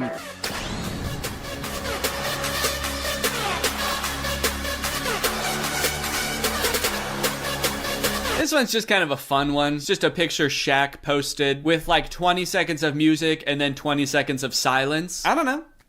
Could be the move.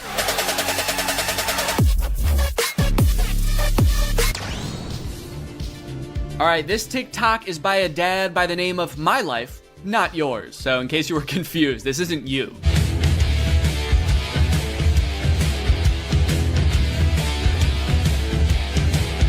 Yes, dude, thank you. This is the kind of energy I'm looking for. When your kids need you, you drop everything. And you don't walk, you don't run, you don't even drive. You jump through the air like a giant bunny and you land right where they are. I guess we don't see where he lands. It would be kind of funny if it like cut to a reverse angle and he just landed at the bar. But one TikTok in, I am liking this guy's style.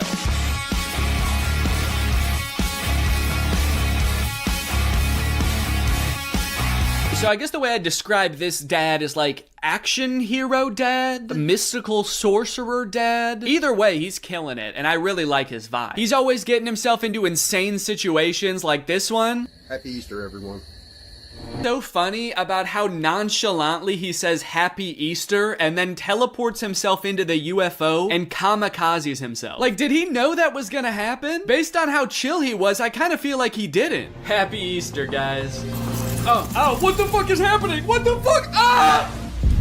You know, I started watching this guy because he mentioned his kids, and I was like, oh cool, dad content, but in hindsight, he actually doesn't mention his kids very often, so I guess they don't need help that often, because that's the only reason he mentioned them in the first video. He's actually kind of got a lot of other shit going on. He's always defending the Earth from some kind of cosmic threat, it seems. And after all these TikToks where he's harnessing magical powers and defending the Earth, you'd think that his kids would have some pretty nice stuff to say about him, right? You'd think they'd be pretty grateful, huh? Wrong. As dads, you know, we give and we give, but are we ever truly appreciated? No, my 7-month-old baby did the same thing to me. I was floating around in the spirit realm forever. It took me days to get back into my body. To take a step back for a second here, can we all appreciate how epic his editing is? I mean, this is pretty good. Also, the first time I saw this, I was like, holy shit, how high did this dude jump for this video? This man may be old, but he's still got it. But after watching it a couple times, I think that he's reversed the video and he's jumping off of something high onto the ground. Either that or this whole thing's real. I can't discount that possibility. I like this guy's videos a lot because I feel like we actually are cut from the same cloth in a way. I have always been obsessed with visual effects. I had a YouTube channel for this kind of stuff when I was a teenager. I would do this type of stuff, practice visual effects. I would do tutorials for effects. Hey everybody, this is Danny Gonzalez, and today I'm going to be doing an After Effects tutorial. I would watch every behind the scenes of like blockbuster movies that I could get my hands on. So I admire this dad's passion. It kind of takes me back in my own life to a simpler time. So I guess what I'm trying to say is, I'm pretty excited for this one. My favorite of his TikToks was the UFO one, so that's the one that I want to replicate. I'm gonna have like a UFO or a giant spaceship in the background right here. I'm gonna walk up and I'm gonna teleport onto the spaceship and blow it up or something. One thing I really want to replicate is how casually he did it. Like he didn't even know that it was about to happen. I think I just want to kind of like casually stroll up to the camera, kind of maybe wink at the camera. Or no, winking would imply that I know something is gonna happen. Maybe I'm just having a stroll, having a great day, and then I teleport up to the UFO. Would it be funny if I teleport without my clothes? That would really make it seem like I did not know this was gonna happen. Or maybe I did, but at the very least I thought I'd be able to bring my clothes with me. Like you see me teleport and my hoodie is still here and it just drops to the ground. And then how should it start? Should it have something to do with like when my kids need me or something like that? The caption could say something badass like when our way of life is threatened, I'm the man for the job. And then I teleport buck naked up to the UFO and am immediately shamed by the aliens for my tiny butt. All right, let's try this.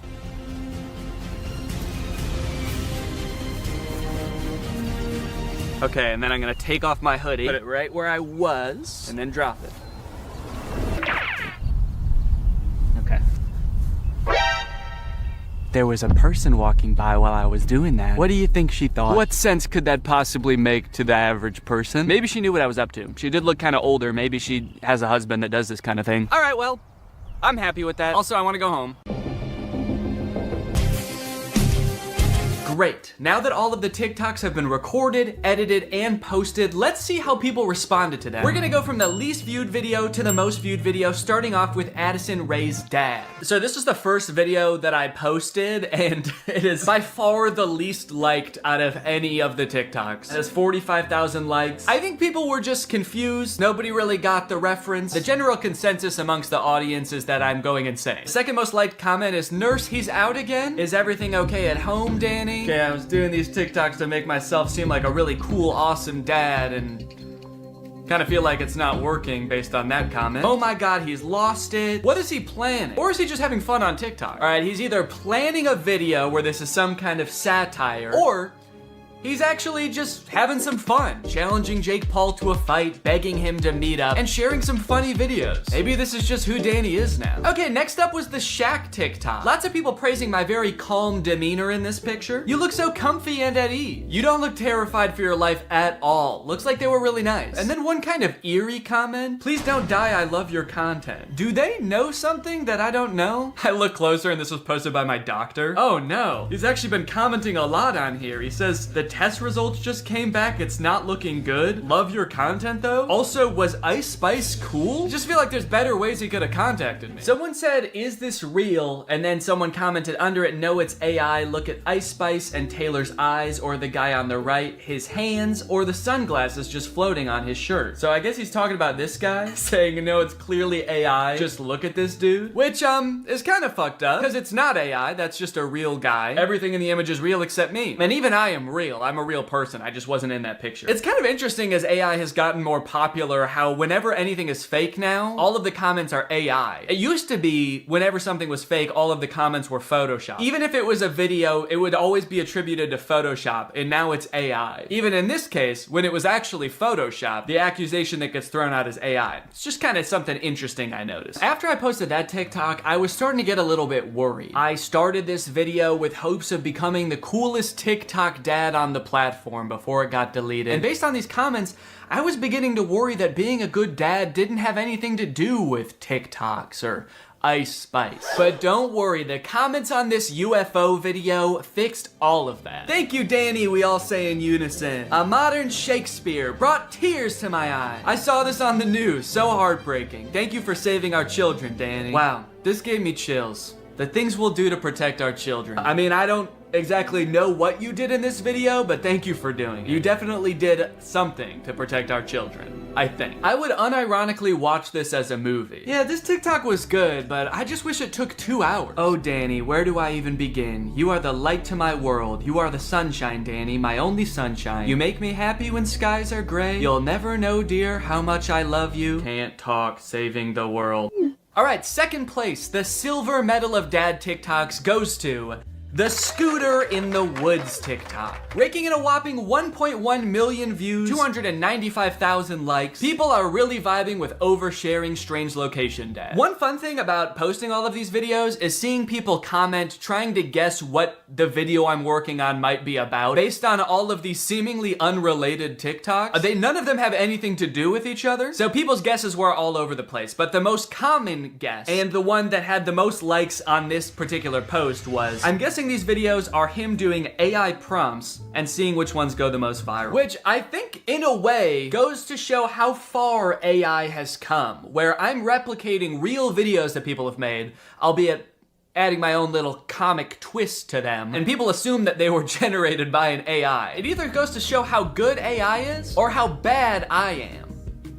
Either one. Someone said, too creeped out by Danny's facial expressions to even read the words. That's right, baby, that's my whole plan. I creep you out so much with my facial expressions that you don't even get a chance to notice I just admitted to burying someone in the woods. And finally, my most popular TikTok with 1.6 million views, POV Dad. With such praise as, this has to be for a video. To say that if they follow it closely with an open mind, then it will work. Because if it doesn't work for someone, he would just say, well, your mind just wasn't open enough. You clearly had some reservations about it, and that's the only reason it didn't work. And Bashar could tell. Yeah, he's very skeptical with people. How to channel Bashar? So it looks like there's only one person in the world who even thinks Bashar is 2 real. shirts. He has 1 shirt, but it changes colors when he channels Bashar. Would we go insane if we saw a video of Bashar? That's a great question. I was wondering if we would go insane if we saw a video of you. Of you? Oh, he's channeling Bashar. So I think Bashar is speaking through him. It depends on the mechanism used to capture the image. I mean, I have to imagine that there is some pre-existing lore about Bashar that if you were to see his face, you would go insane, and that's why he has to be channeled through people. Right. And so that's why she's asking this question. I like to imagine that she just came up with this out of nowhere off the top of her head. Hey, I really love everything you're preaching here today. I just want to know, like, would someone go fucking crazy if they saw Bashar in real life? And he's just like, It depends. It depends on if they have an open mind or not. Also, BasharStore.com? Yeah, that's where you can buy Bashar. Okay. I didn't think that this guy was like grifting at all before, but now I'm a little worried. Oh! Do you want to go back to 2011? How about 2003? How about 2000 through 2003? RSVP to Bashar? Yeah, the session looks like it's taking place about a month after September 11th. Unrelated. So I have to stream him channeling Bashar? I feel like I should be able to just channel Bashar myself. No, I think you're going to need to do it through a Bashar expert. I definitely feel like he needs... About 500 grand. We could. Yeah, do you think 500? There's greatest tech flops. Starting with the Humane AI pin. I did a video on the AI pin when it was announced months ago as this sort of AI-powered phone replacing device that you wear on your shirt. And look, personally, I'm all for rethinking the form factor of the smartphone to make it less distracting while still maintaining all of the functionality, but unfortunately, the AI pin did the opposite of both of those things. In the demos on their own product announcement, it was screwing up hard. It was messing up facts. It also seemed super difficult to use, and it seemed like they were being intentionally vague about what the thing even did in the first place. It's a standalone device and software platform. It seemed like the type of thing that literally only a sucker could buy. But that turned out not to be true because I bought one. I ordered this thing in like February and then didn't hear from them for a few months until April, when I got an email alerting me that it was time to set up my account.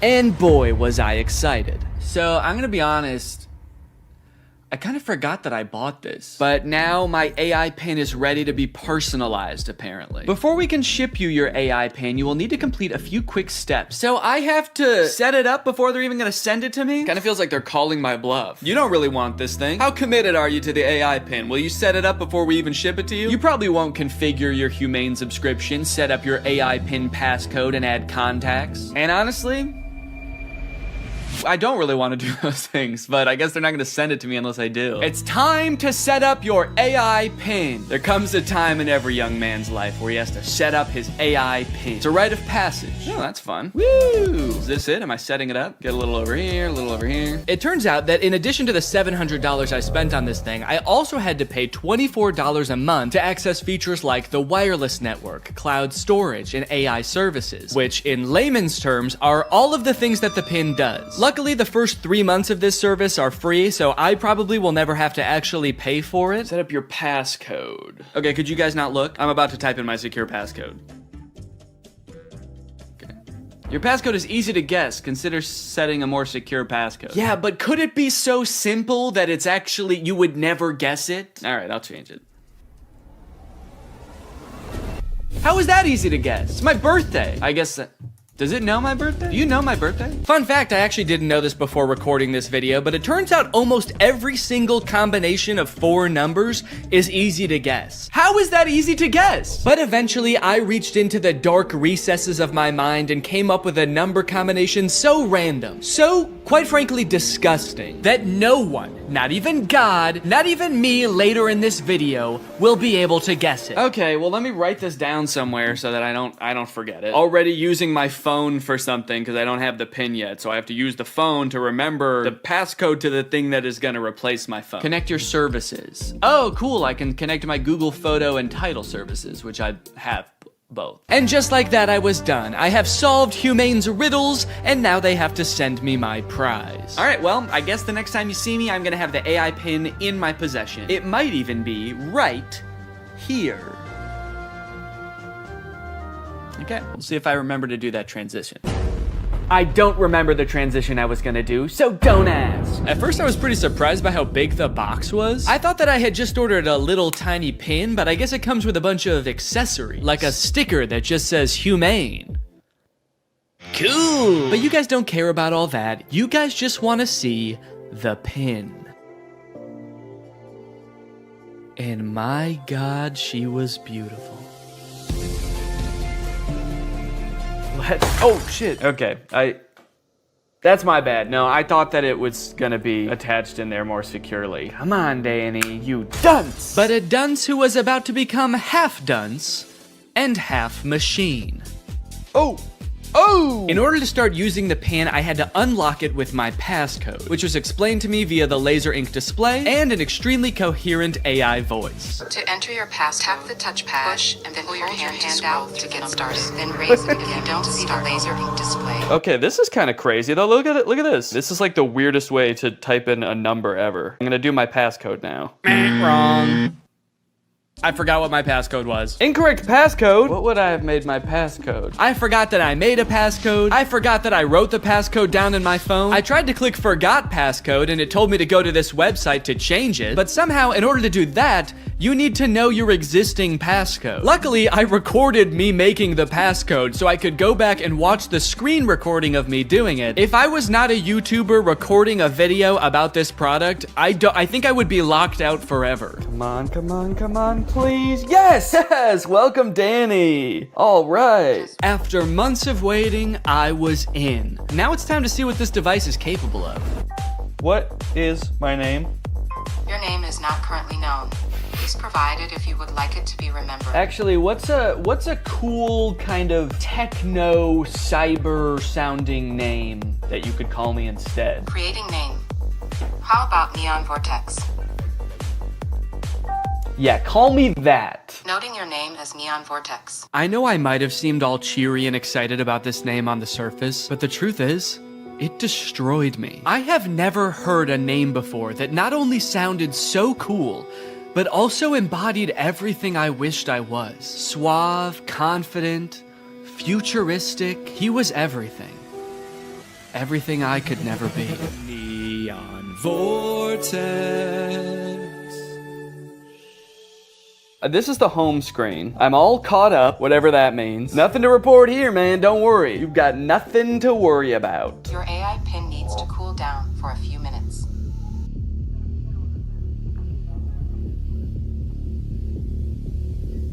What? Yeah, so apparently it does that, like a lot. If you use the display for more than 10 minutes, or the pin is in close proximity to a heat source, such as, I don't know, the human body, then it'll shut itself down so it can cool down for a few minutes. But hey, man, that's fine with me, you know, that just gives me more time to think.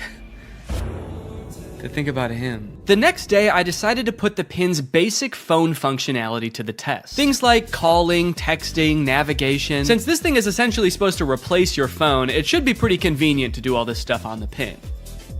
It should be. The weird thing is it seems like you can't make any changes to the pin on the pin itself for some reason. So if you want to change any settings or add contacts, which I needed to do to test this as a phone, you have to use Humane's web portal on an inferior device like a computer or a phone.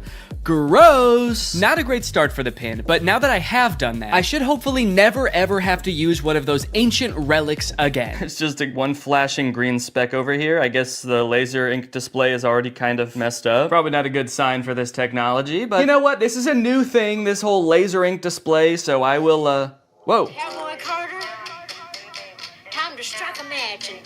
What am I playing? Beyonce?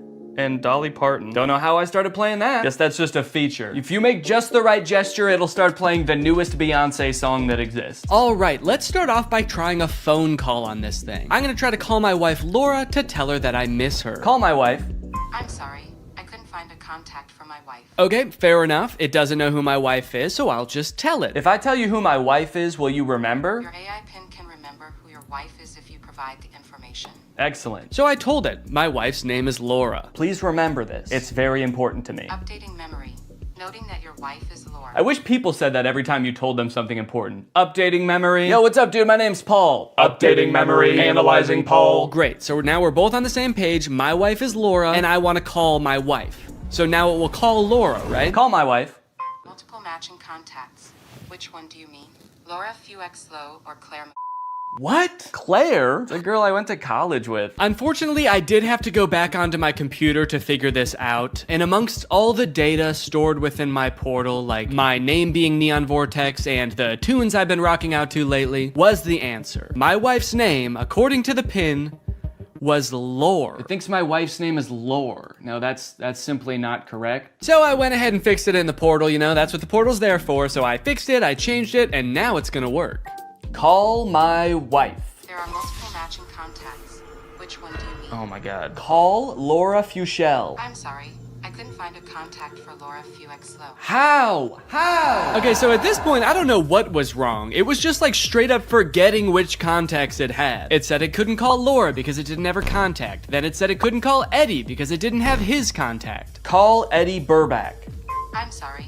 I couldn't find a contact for Eddie Burback. Why not? And you might think, Danny, maybe there was an error transferring the contacts. Maybe it really doesn't have these contacts. But I know it had Eddie's contact, and do you know how I know? Because it could text Eddie. Can you text Eddie Burback?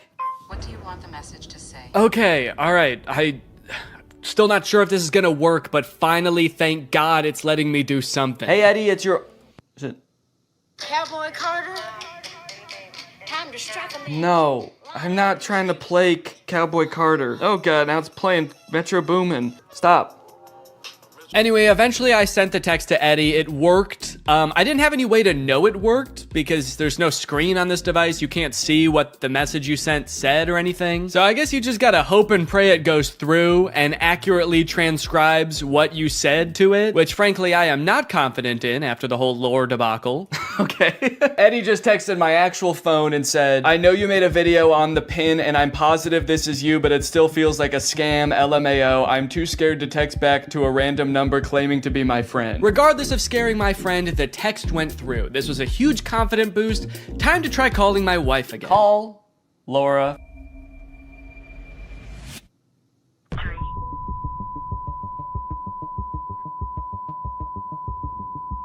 What? What is... Has been recorded. Record your message after the tone. Oh, whoa. Simply hang No, up no. when done. Or for delivery Hang up. options, press the pound sign. I don't want to play like that. I don't want to play Metro Boomin. Hang up. Am I still recording a message?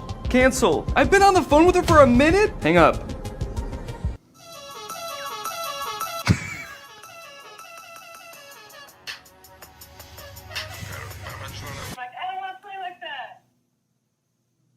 It was some man being like, I don't want to play like that? I don't want to play like that. I don't want to play with your boom man. Stay up. Am I still recording a message? Okay, well, yeah, I'd say that was a success. I'd seen a few demos online of Humane's GPS navigation solution. And while it did seem kind of annoying to have to hold your hand up like this the entire time, it seemed pretty doable. As long as they stuck to this and didn't do anything crazy like, I don't know, going in a completely different direction and making it borderline unusable. So to test it for myself, I drove to a part of town I don't know very well, about a mile away from the nearest Smoothie King with hopes of the pin guiding me to a delicious, delectable treat. Navigate to Smoothie King? Head north on South Columbia Street towards East Gardner Road. Turn right onto East Gardner Road, then left onto South Washington Street. Follow South Washington Street and turn right onto East Chicago Avenue. It just gave me all of the directions at once. I wasn't ready for it. What, am I supposed to have a notebook to write that down? Also, sorry for the noise. If you live in Illinois or one of the surrounding states, you know, it's cicada season. It's the year of the cicada and they're everywhere. Oh.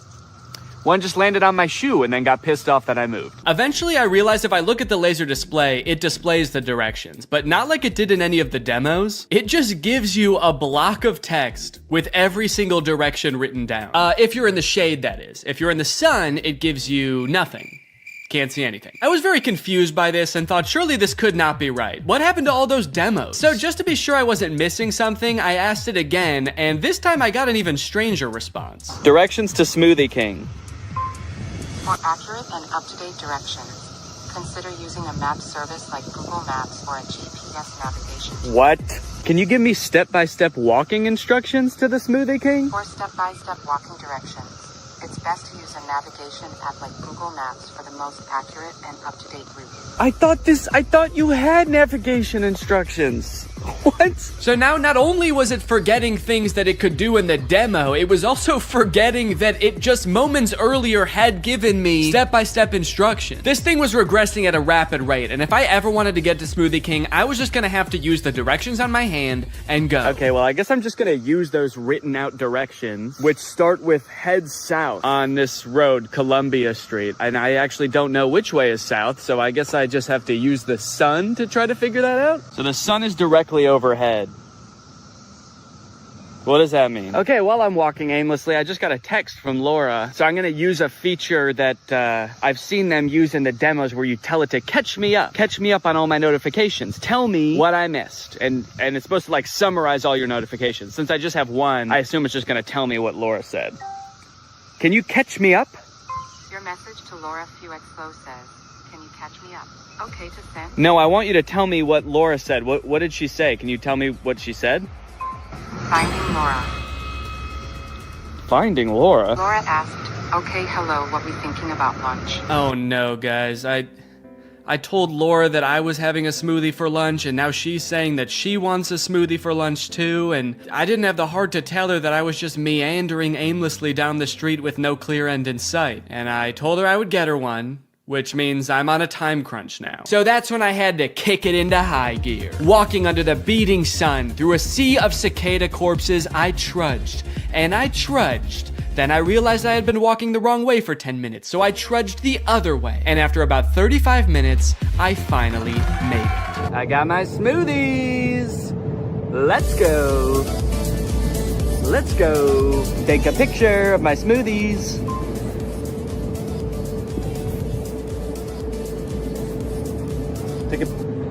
Yeah, I don't know if it took the picture. All right, gang, now that Papa's had his smoothie, it's time for a smoothie-fueled lightning round. Enough about practical functions. Let's see if this thing can have some fun. First, can it do bizarre music prompts? Play music written by YouTubers named Danny. Wow, I don't think my music has ever sounded quite this bad. Yes! Can it detect food like in the commercials? Can I eat this? Yes, you can eat the mandarin orange. Yes! Unless it's a tomato and you hold it so I can't see the stem, in which case it thinks it's a red ball. It's a red ball. No, you cannot eat it. Oh, what are you, my mother? I'm eating the red ball. Not safe to eat the red ball. Please reconsider. Can it prevent me from eating too much salt? No, you cannot eat the salt directly. It's meant to be used in small amounts to season food. Yes! Can I buy things like in the demo? What is this book? Okay, by this point I probably just could have read the title. Titled The Sneetches and Other Stories. How did it know? Okay, buy it. Purchasing is not supported. No! But most importantly, can this AI be sweet to my dog? You can be sweet to the dog by petting it gently, giving it treats, speaking to it in a calm and soothing voice. I'm happy to report that yes. Yes, it can. It's a good boy. And here's a treat. Good boy. You know what? Now this isn't so bad. This is just petting a dog. This has nothing to do with the AI pimp. Does anyone want to buy this from me? It's really good. Over the past few months, Mark Zuckerberg has been hopping on the AI bandwagon hard, adding AI features to all of Meta's apps, most notably perhaps in Instagram, where you can't even go to the search bar without Meta's AI trying to suggest searches to you. Sorry, do you think that I came to the search bar because I knew I wanted to search, but I didn't know what for? That's not how searching works. They've also released a bunch of chatbots in Instagram. I like using the word release there because it kind of sounds like a tech product is being released onto the world, but it also kind of sounds like they're unleashing a horde of monsters upon us. They've released the AI chatbots! Oh fuck, that one looks like Mr. Beast! This is really awesome, you know? Personally for me, one of my favorite things about social media is that it started out as a way to connect with each other, but ended up actually making people feel more lonely. So Meta's solution was to use algorithms and manipulate people's emotions to make them even more addicted to the platforms. But then that didn't work either! So now their much better solution is to replace what little human interaction we already got on these platforms with chatbots that look like Mr. Beast for some reason. And I think this is really gonna fix this whole system right up. So I'm very excited to get into these Meta chatbots, but first, I have a very special announcement because this video does have a sponsor, and it is the Pokemon Company International. Guys, this summer in Pokemon Unite is gonna be incredible. You got Ho-Oh sweeping in, and you can snag it for 0 cost. You also have a very cool looking Dark Lord style Charizard Hollowware, which is so cool, and I wish somebody would call me Dark Lord style just once in my life. This summer, you could catch me roaming around the gamer world. My trainer's name is Danky Gonky. Go ahead, hit me up, add me to your squad, let's go and do some battles together. There's a challenge called the Divine Forest Challenge that lets you trade for a Ho-Oh's license, and guys, let me just tell you, Ho-Oh's no joke. Bringing back defeated allies with its Unite move, Rekindling Flame. You got other sick moves like Sky Attack, Fire Spin. You're gonna be unstoppable with this thing. This game is just busting at the seams with gifts, daily free prize machine ball throws that promise a Hollowware treasure. So if you wanna hop into the game, click the link in the description, get into the Pokemon world, and make this a summer to remember. Again, click the link in the description to get Unite today. It's totally free to start on iOS, Android, and Nintendo Switch. And now let's talk chatbot. I'm still actually not sure what the point of adding these chatbots into Instagram is, so I asked it, what can you do? To which it responded that it can help in a variety variety of ways, from helping to plan a vacation to creating art, which is actually kind of a crazy coincidence because those are the exact two things that I would literally never want an AI to do for me. It went on to say that its strengths are answering questions, generating text and images, and just chatting. But at this point, all I could think about was the fact that it told me it could plan a vacation. I thought there was no way it could actually do that. And I was right. Can you help me plan a vacation? I'd be happy to help you plan a vacation. To get started, I'll need to know a few details from you. Here are some questions to consider. Where are you interested in going? How long do you have for vacation? What type of vacation are you looking for? What is your budget for the trip? Are there any specific activities? Do you have any preferences for accommodations? So I'm gonna say I want to go somewhere fun and tropical, a nice getaway for me and the family. I'd like to stay at a hotel for 5 days. With all of this information, it suggested a few tropical getaway locations like Hawaii, Cancun, Phuket. But then it said something that I did not expect. It says it can also help me with booking flights and hotels. How can Instagram book me a flight? I'm calling its bluff. I actually don't think this has the capability to do that because why should it and why would it? So I'm gonna say, okay, book me a flight for next week to Cancun and book the hotel. For flights, I recommend checking out websites like Expedia, Kayak, or directly on airlines websites such as American Airlines, Delta, or United. Yeah, great idea. That's what I would have done anyway. That's like if I went up to an old lady who needed help crossing the street and I said, "Excuse me, ma'am, can I help you cross the street?" And she said, "Oh, thank you, young man, that would be lovely." And then I said, "All right, just put one foot right in front of the other until you get to the other side." And then I gave her a little shove, and I went on my way. Oh, good. It also listed hotel recommendations and then said you can book hotels through websites like link unavailable, or directly to the hotel's website. Thanks. Let me know if you'd like more recommendations or help with booking. Nah, man, I'm good. Okay, so maybe it lied about like the very first thing it said it could do. That could mean that this is a very poorly built tool that doesn't know nothing about crap. But on the other hand, it could mean that this is a very well-built tool that is evil and designed to lie. So I gave it another chance and asked it to entertain me with a game. Let's play a game of treasure hunt adventure. I'll be the game master and describe a scenario, and you decide what actions to take. Okay, pretty cool. This is like one of those old school text-based adventure games. It gave me this long introduction about how I've heard rumors there's a treasure hidden in the jungle, guarded by an ancient temple. It's really trying to set up this mystical world for you to explore. And then it gives me some multiple choice options. I am curious if I can pick options that aren't one of these options. I'm just gonna say, I find the treasure and go home.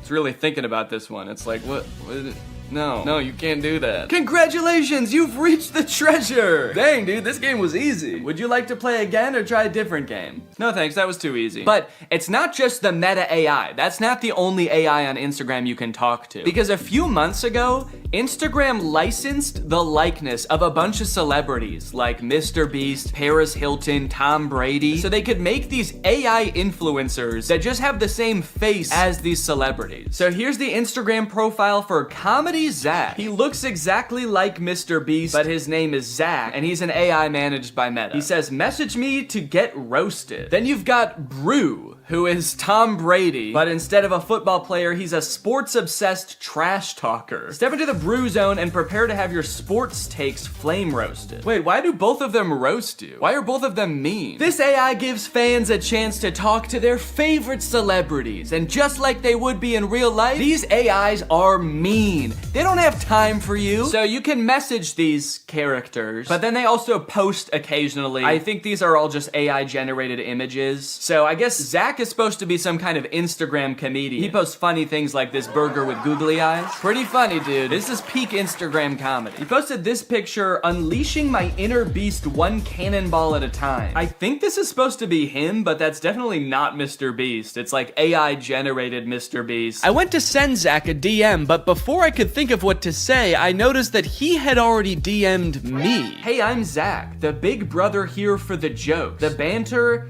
and not the feels. LOL, what's up?" He's the big brother here for the jokes? He's like the big brother I never had.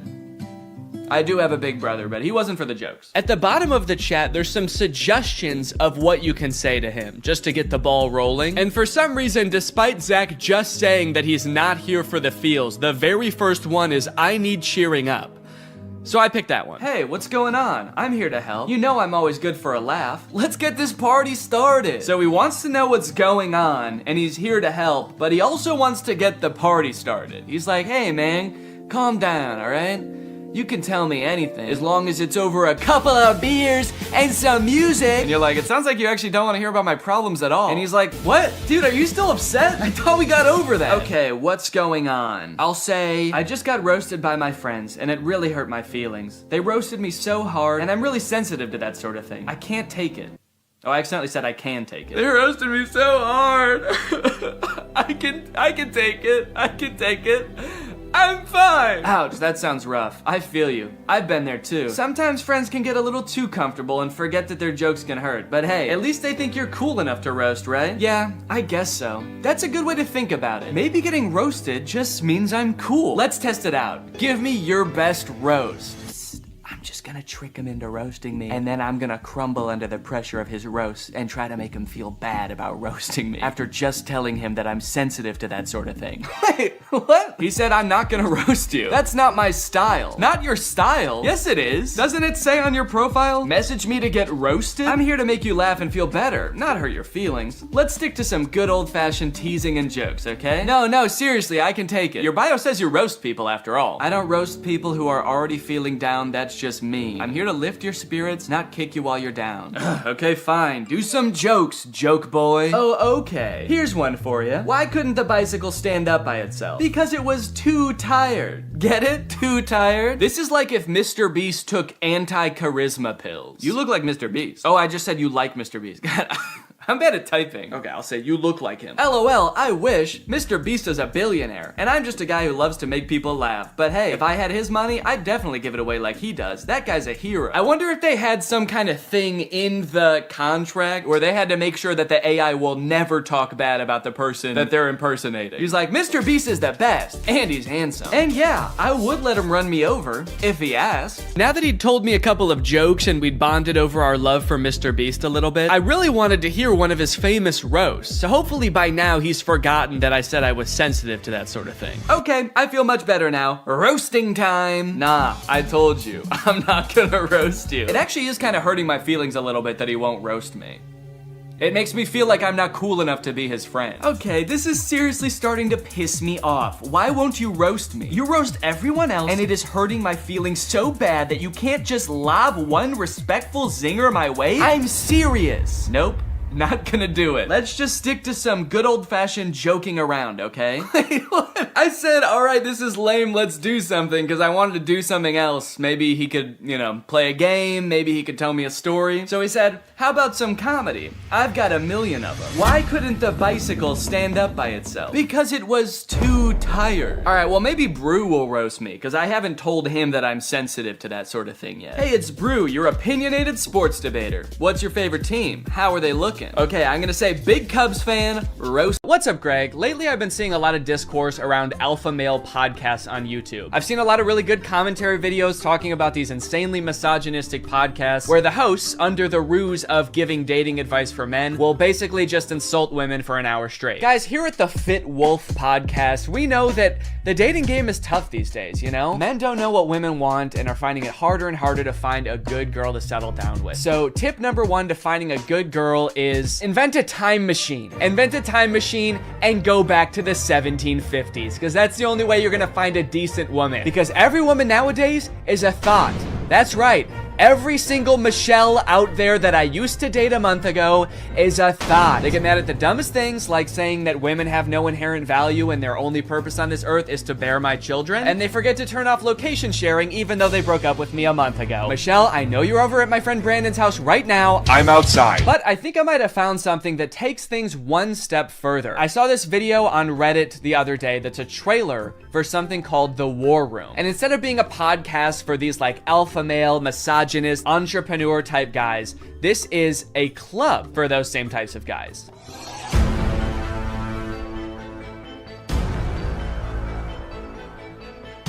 After I joined the War Room, that was the year I made $100,000. On the surface, this kind of just seems like a trailer for a club where you get to hang out with a bunch of bald guys and smoke cigars and talk about business and making money. 1 year ago, I did not even have a business. I didn't make money.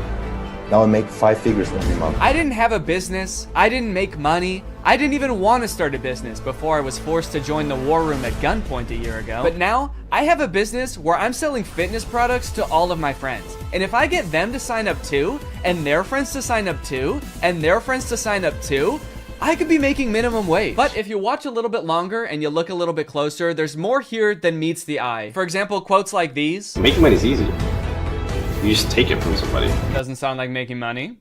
That just sounds like stealing. In the war room, you learn how to be James Bond, where you can just pick up any weapon and use it. I'm sorry, I think I'm struggling to see the connection between business and knowing how to use any weapon. Is the war room an actual militia? I was just assuming the war in war room was just for branding because men like violence, but now I'm kind of scared. It keeps cutting back and forth to like shots of them shooting guns. I'm a little worried about making this video, honestly. Usually when I make commentary videos, the biggest thing I have to worry about is getting a copyright strike, but now I'm worried about getting a drone strike. A lot of times like the alpha male types will use metaphors like talking about how we're like wolves, or like how love is like a war. So I assume this is like a metaphor, like business is like war and dating is like war. But the war room is like war is like war. Get your gun, dude. We attack at dawn. A lot of people had a bad time in college. I was not one of them. And I credit a lot of that. Did that guy just shoot fire out of his hands? What does that have to do with any of the skills you learn in this club? I didn't know anything about business before I joined the war room, but I've been a member for 5 months and now I'm a wizard. How does being a wizard help you with business in any way? Does being magic help you organize your finances in some way? Who said anything about business? You did. That's what this club is about, isn't it? That's it. This interview's over. Okay,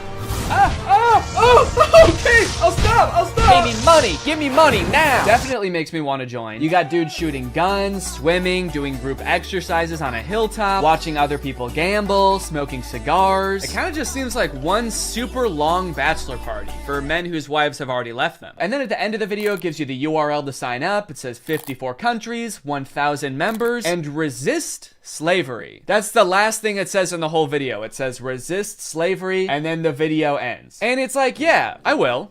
I am. So I keep saying this club is about business because that's kind of what the trailer was implying. It's about like networking with all of these rich, influential people, making money, stealing it from people, using your magical powers to steal money from innocent civilians. But if you go to their website, there's not really any reference to business, which is confusing. And the description on their website says this: the War Room is a global network in which exemplars of individualism work to free the modern man from socially induced incarceration. Okay, but like, what do you guys do? Like, if I join, what do I get to do? I get you're gonna free me from socially induced incarceration, but what does freedom look like to you guys? Is it like, am I quitting my job to go to a cigar pool party? This package costs £4,000, and they have packages on their website that go up to £7,997. Do any of these guys not see the irony and being like, individualism rules, dude. Society is like jail. If you conform to society, that's like being in prison, basically. You're basically a slave at that point, while also being like, yeah, I paid $7,000 to join a club where everyone looks and dresses like me. I didn't want to be a stereotype, okay? So I joined a man club to smoke cigars and shoot guns. And that's sort of what makes me an individualist. It just feels like they're kind of playing the like, I'm not like other guys card. And I guess in some sense they're not like other guys because most guys can't bend the elements to their will like that one guy. But other than that, I mean, it's just like all the pictures are just guys hanging out in dimly lit clubs, doing military style drills. I don't know what's going on here. In case you're not sold yet and you haven't been convinced to join, let me read you a little bit more because the War Room's website uses like every cliche pickup artist tactic to try to get you to join this club. We got the classic negging. What can you bring to the War Room? Truthfully,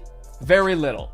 Probably nothing at all. You are not ready for the War Room. You will not revolutionize what we built. If you had the capabilities we required, you would already be inside. What? They think I can't bring anything to the War Room? They think I'm some kind of sucker who doesn't have my life in order and can't manage my money. I'll show them. I'm gonna take out a 4th mortgage on my home and I'm gonna join this club. We'll see how stupid they think I am then. They also use like the get it while you still can technique that's in like every as seen on TV commercial. This chance won't last forever. We will not hold this open for everyone. Soon, membership will close. The War Room members and their sons will remain the closed wielders of global influence into eternity. Holy shit, dude. They're closing submission soon? I'll be right back, guys. I gotta go. I'm not doing this for me, okay? I'm doing this for my son. I guess my son gets to be in the club too if I join. I gotta go. Now, I don't have any way to look and see how long it said this on the website, but if I had to guess, I would guess that it's been on there as long as this website has existed. Why would they close submissions? How does that make any sense? Do they want to stop making money? The founder of this club is like, whoa, I'm too rich, all right? That's one thing we teach in the war room is you can't have too much money. I mean, if this is like a militia, do they have enough soldiers? Is that why they're closing? Soon, 1,000 bald men wearing tightly fitting t-shirts will be storming the beaches. We can't wait around for you forever. So you might be wondering who the head of this club is, right? It must be someone like very rich and influential if he's expecting to get people to join just based on like the connections that you can get from the club, right? Well, this is where things get a lot more creepy.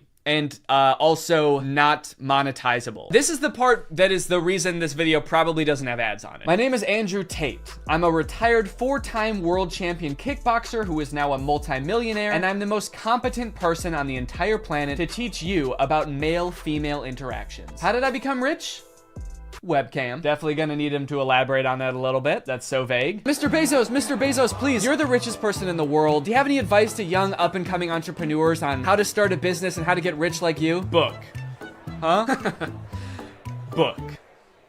Need I say more? Yes, please say more. We literally have no idea what you're talking about. So you're probably thinking, like, did this guy invent webcams or something? Is he, like, famous on Twitch or something? Is this Sapnap? I don't know. I've been running a webcam studio for nearly a decade. I've had over 75 girls work for me, and my business model is different than 99% of webcam studio owners. If you had to guess whether it's different because it's more creepy or less creepy than other webcam studios, what would you guess? Go ahead and vote down in the comments below, guys. Do you think this is gonna be creepy or no? Over 50% of my employees were actually my girlfriend at the time, and of all my girlfriends, none were in the adult entertainment industry before they met me. My job was to get women to fall in love with me. Literally, that was my job. My job was to meet a girl, go on a few dates, sleep with her, test if she's quality, get her to fall in love with me to where she'd do anything I say. Holy shit, this is insane. And then he gets them to join his webcam empire where he gets them to do, you know, he gets them to get nasty on camera. I'm not a lawyer, but does this not...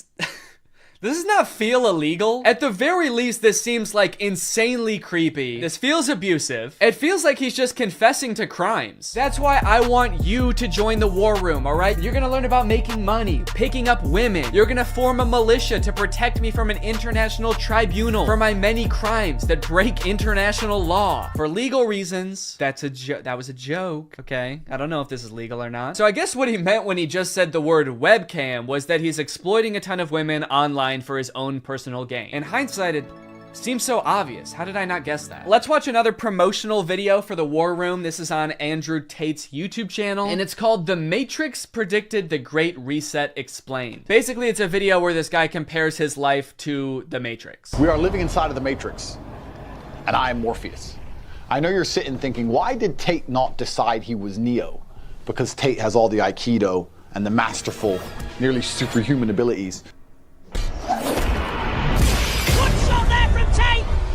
Yeah, I used to be a kickboxer, so I'm basically in the Matrix. Actually, the reason I take the War Room guys to the gun range so much is so they can shoot at me and I can dodge the bullets like Neo. It's like, okay, dude, if anyone here has superpowers in the War Room, we know who it is.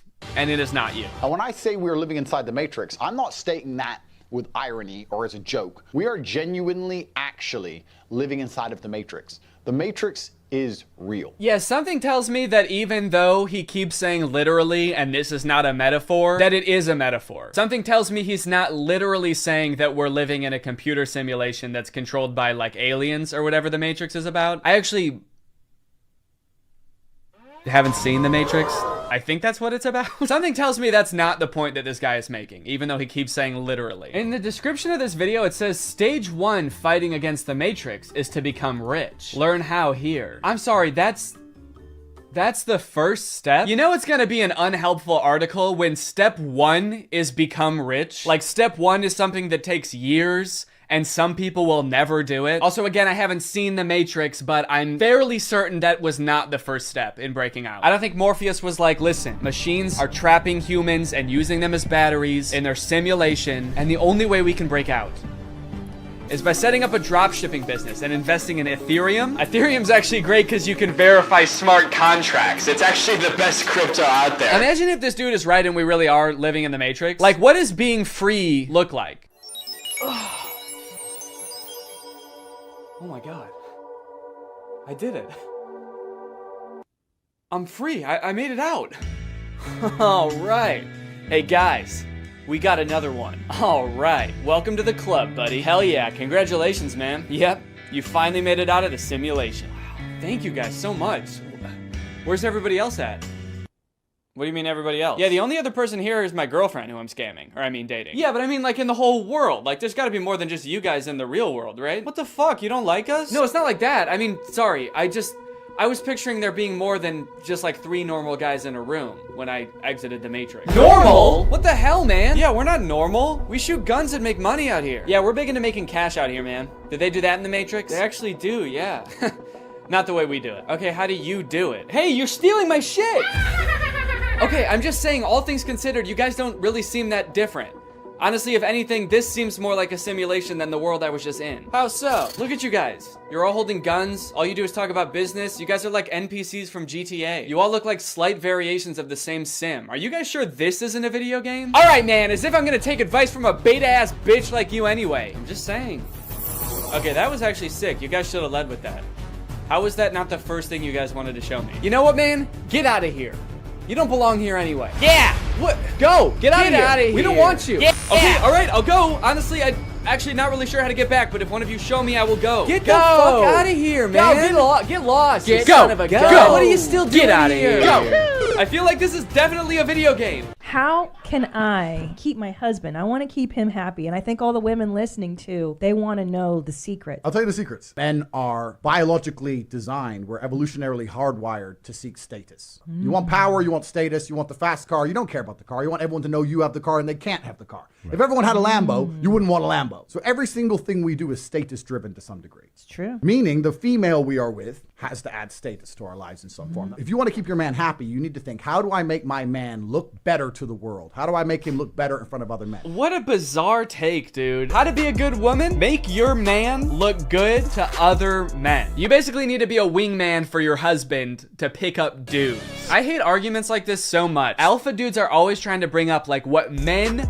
are hardwired to do. What have men been evolutionarily designed to do? Here he's saying that like men are hardwired to seek status. Men want a Lamborghini. You know how every men want a Lamborghini?